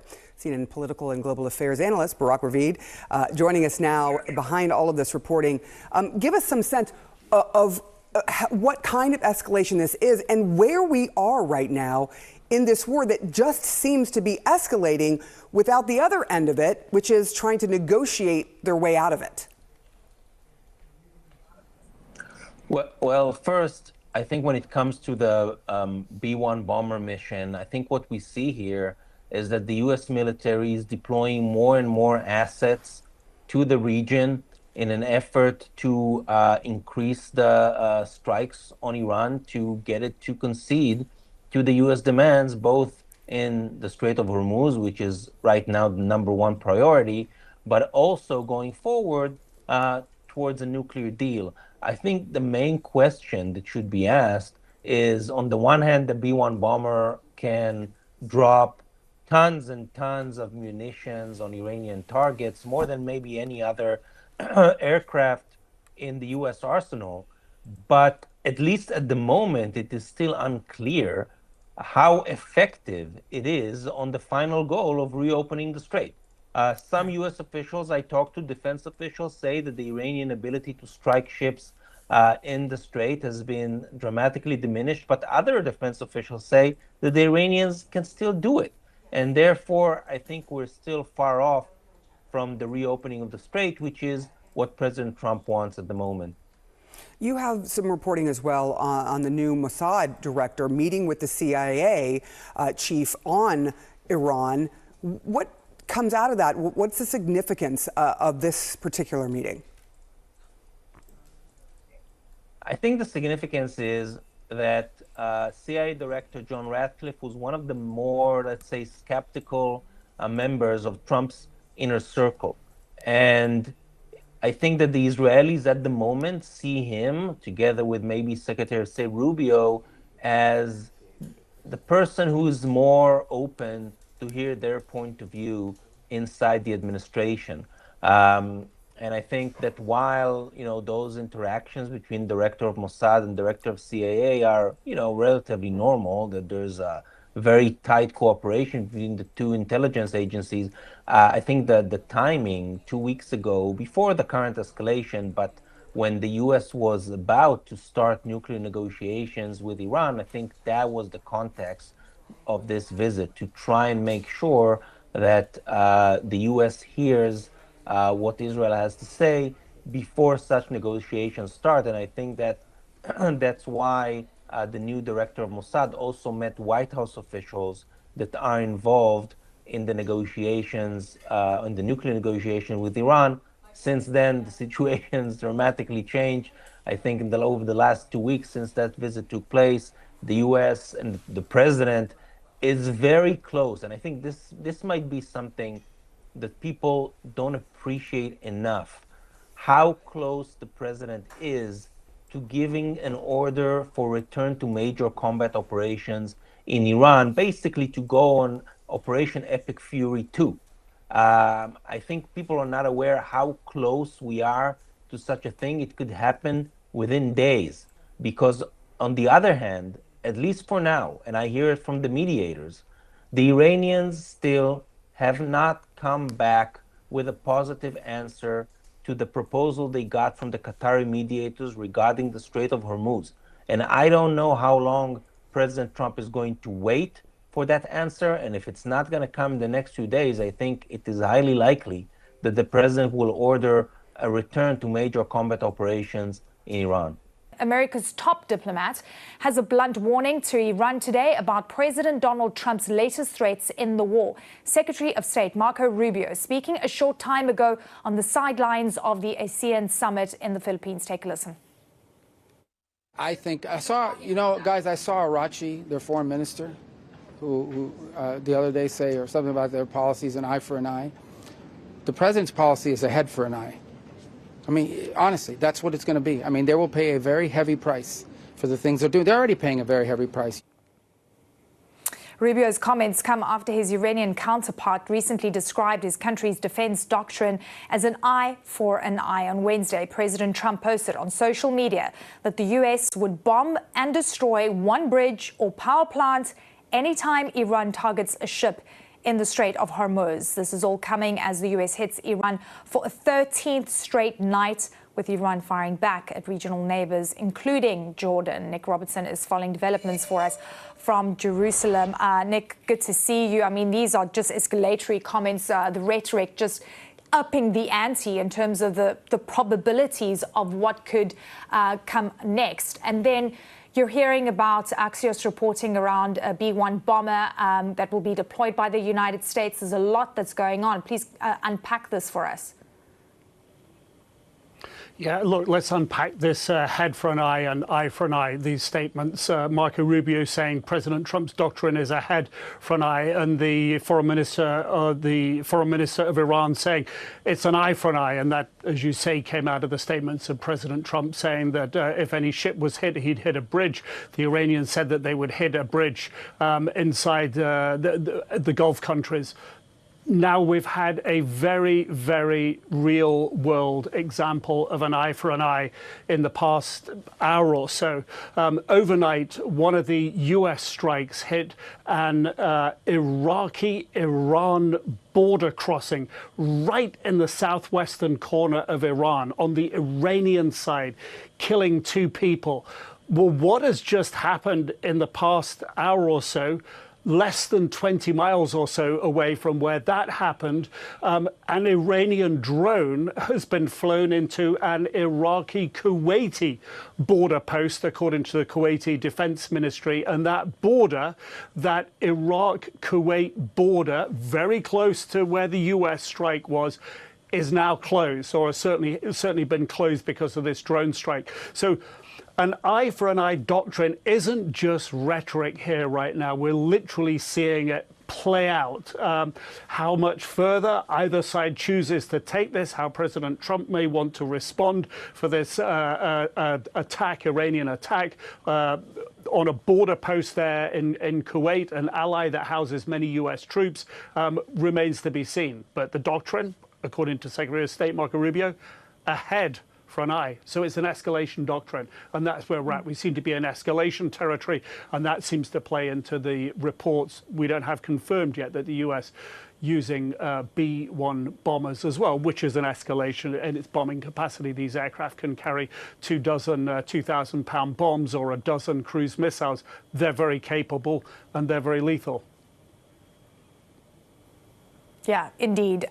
Look, President Trump, interestingly, has placed a new condition, and this is a story that we were covering yesterday, on this nuclear agreement with Saudi Arabia, a day after formally approving it, saying that the country now must join the Abraham Accords. We know President Trump is very transactional. Everyone was surprised around allowing Saudi Arabia to have civilian nuclear enrichment on its soil without the International Atomic Energy Agency essentially having oversight. Are you surprised when you see this as being a caveat? In a way, no. I mean, I think from the Israeli perspective, and there was a feeling here that allowing Saudi Arabia to enrich its own uranium and not have an international sort of inspection regime, have one brokered bilaterally with the United States, which the United States, and we heard this from Secretary of State Marco Rubio today, would be a strong and robust oversight, and better that the US had that oversight than, let's say, it was Saudi Arabia was buying these civilian nuclear power plants from, let's say, Russia or China, that was a safer way to go. But here in Israel, the belief was this was a dangerous path, and I think the view was as well, certainly within the government circles, that the President Trump's position could be changed, that he has really created what I would interpret at the moment as an impossible hurdle for the Crown Prince of Saudi Arabia, Mohammed bin Salman, to accept. He's been very, very clear since Israel's response to Hamas's attack in 2023, the Gaza war, more than 70,000 Palestinians killed, 1,200 Israelis killed, 250 taken hostage at the beginning, but more than 70,000 Palestinians killed. The Crown Prince in Saudi Arabia said quite simply, if I'm going to have normalization with Israel, there needs to be an Israeli recognition of a Palestinian state. And it's become apparent over time that the Crown Prince doesn't believe that's something Prime Minister Netanyahu is going to do.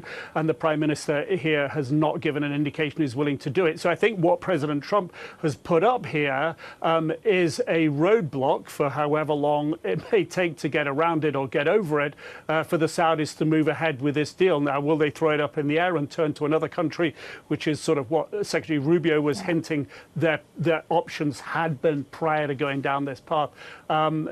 Yes. Are we surprised that President Trump has changed his mind? He does change his mind. That's his prerogative. he's done it now. There was pushback from Israel. Yeah, I mean, fascinating turn of events. I mean, the question is it going to bring Saudi Arabia to that table in terms of normalizing with Israel? Lots of questions there. Nick Robertson, always good to have you with us. Your analysis always so vital. I want to bring in CNN's Daniel Dale, who's been closely looking at some of President Trump's key claims about the war. Daniel, really good to have you with us. Look, President Trump has been pushing a triumphant narrative about Iran for military capability, control of the Strait of Hormuz. I mean, many people have a lot of thoughts about that. So give me a sense of what the reality is. So one of the things President Trump has said repeatedly is that Iran's military has been completely eradicated. I want you to listen to just some of his comments on the subject. Everything they have is gone, including their leadership. We've knocked out their Navy is gone, their Air Force is gone, most of their missiles are gone. We basically wiped out their military in about 2 weeks. Look, they have no military left. It was always clear, even at the time he said this, that these were significant exaggerations, if not outright falsehoods. We know that Iran retains significant capabilities, and Iran has essentially fact-checked these claims with its own actions. Even after these comments, of course, it has been able to attack countries in the region, attack commercial shipping, and of course, attack the United States, killing soldiers, injuring more than 100 U.S. service members in recent weeks. So this claim is just not true. And then on the Strait of Hormuz, President Trump has claimed at least twice this week that the United States completely controls it and Iran has no control over it. Listen to his comments on that subject. We control the strait. They don't control anything. Again, obviously untrue. In fact, just Tuesday, the U.S. Navy controlled a joint maritime information center based in Bahrain said that commercial shipping traffic through the Strait of Hormuz had fallen to a 3-week low, that IRGC harassment activity continued, that Iranian attacks on shipping in Omani waters in the area had been a significant deterrent to commercial shipping. So you can quibble about the definition of the word control, but it is entirely clear, and I think clear internationally, that Iran exerts significant influence over what happens in the Strait of Hormuz and has been the major reason why commercial traffic there is so low. Trump is placing a new condition on the nuclear deal the U.S. has already signed with Saudi Arabia, potentially throwing the agreement into doubt. The U.S. president said the kingdom must now join the Abraham Accords in order for the pact to move forward. The Abraham Accords, signed during Trump's first term, is a deal brokered by the U.S., normalizing diplomatic ties between Israel and several Arab states. The president also emphasized that the agreement does not include uranium enrichment. Last hour, the White House press secretary had this to say when asked about one of the major challenges of getting Riyadh on board. In the past, the Saudi government has said they will not consider entering into the Abraham Accords unless and until there's a Palestinian state. What makes you think that they're going to change their minds on their position regarding that? Again, I won't get ahead of the president's conversations, but this is something that he feels very strongly about and has spoken about it in the past and will continue to uphold. CNN's Kevin Liptak joins us live now from the White House. So I think what's interesting here is that Caroline Leavitt really downplayed the idea that the Saudis would be blindsided by this, that this shouldn't be a surprise because the president has talked about the importance of the Abraham Accords before. And yes, obviously we have heard the president talk about the importance of the Abraham Accords, but have we really heard the president tie the Abraham Accords to this? Because that seemed to be what she was suggesting. Kevin. No, and when we saw the Energy Secretary Chris Wright signing this deal less than 24 hours ago, we also heard nothing about this new condition that the president is putting on the deal. Now, the idea of linking them together isn't necessarily new. It's something that the Biden administration attempted as well, trying to get Saudi Arabia to normalize relations with Israel as part of this broader pact that would also include a civilian nuclear arrangement with the United States. But that completely fell apart after the October 7th terrorist attacks by Hamas in Israel. And when the Trump administration restarted these discussions about the nuclear arrangement, they was completely divorced from the idea of normalization with Israel, in part because it doesn't seem as if Israel is ready to meet the conditions that the Crown Prince Mohammed bin Salman has put on that. You know, he has said very plainly that Saudi Arabia will not normalize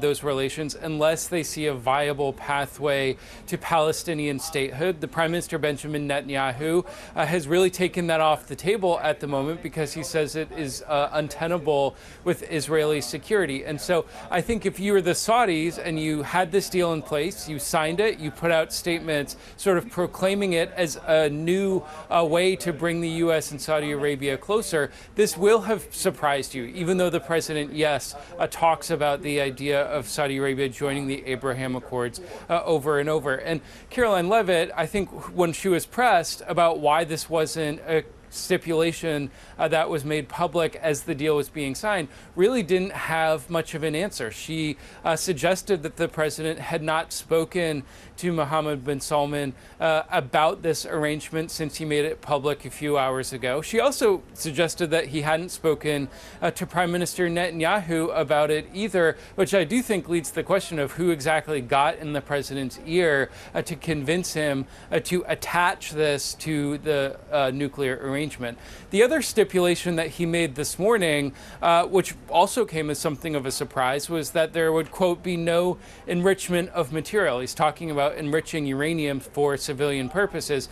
We haven't seen the actual text of the deal, but when we were speaking to officials yesterday, they did say that it included this multi-year study period to determine whether it was viable for Saudi Arabia to enrich its own uranium. And so he's throwing into this arrangement all these new conditions that were not made public yesterday. And I think that will lead to some questions about what the pathway forward is here. You know, this arrangement was really considered something of a triumph for Saudi Arabia and for the Crown Prince, who have been seeking something like this for such a long time, you know, years and years and years, even going back before the Biden administration. And now the president appears to be putting roadblocks and hurdles in place that in a lot of ways will be very difficult to overcome.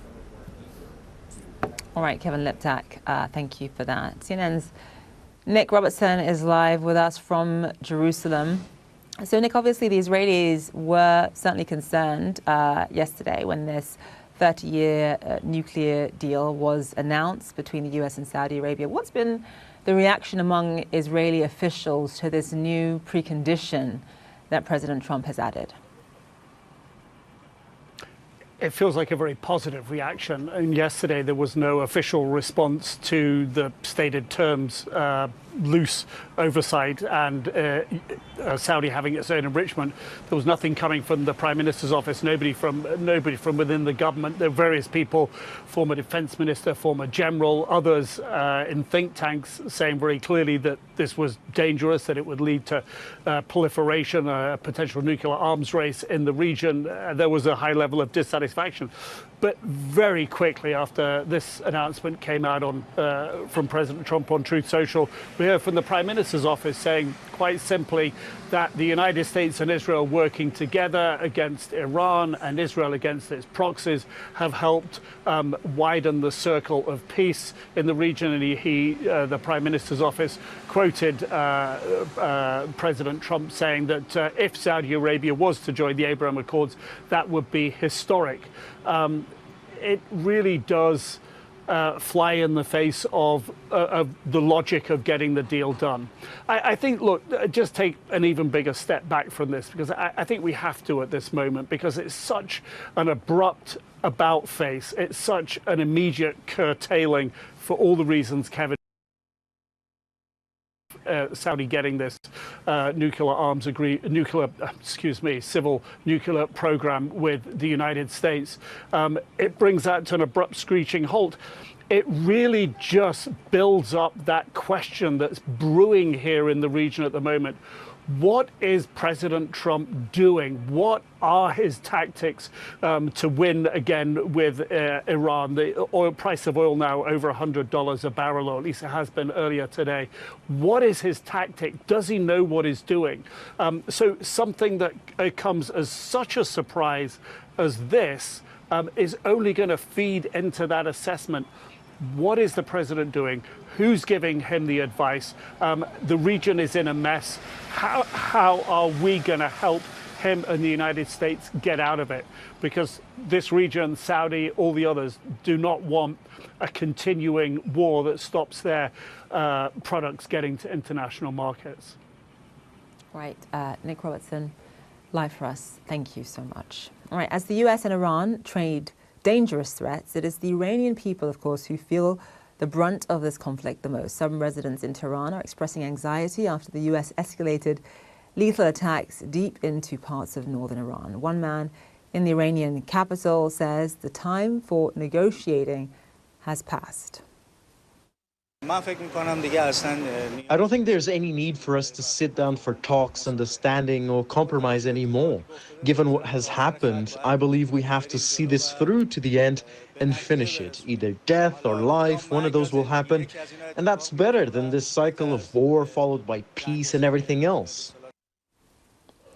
Negar Mortazavi is a senior fellow at the Center for International Policy and the host of the Iran podcast. She joins us live now from Washington. Negar, thank you so much for being with us. You know, it's always hard to get a sense of how ordinary civilians in Iran are feeling because of obviously security restrictions and internet disruptions. And obviously it's impossible to generalize. You're dealing with tens of millions of people. But there are, of course, some who support the regime, others who are fiercely opposed to it. For those who are fiercely opposed to this regime, for those who had hoped that somehow the US intervention would lead to regime change, do those people still believe at this point that the US has their best interests at heart? Thanks for having me. No, I don't think so. And I mean, I would add a third group, which is sort of a big gray area somewhere in the middle, who is unhappy with the status quo, very much opposed with social, political, economic grievances, but also never saw this foreign intervention as the quote unquote help that President Trump has suggested. And since the war has actually happened and unfolded, I think it's become clear, even for most of the people who thought that this would change things on the ground, that not only didn't it help Iranian protesters or the Iranian people, it actually made things worse. And considering the number of the death toll, the civilian death toll, almost 4,000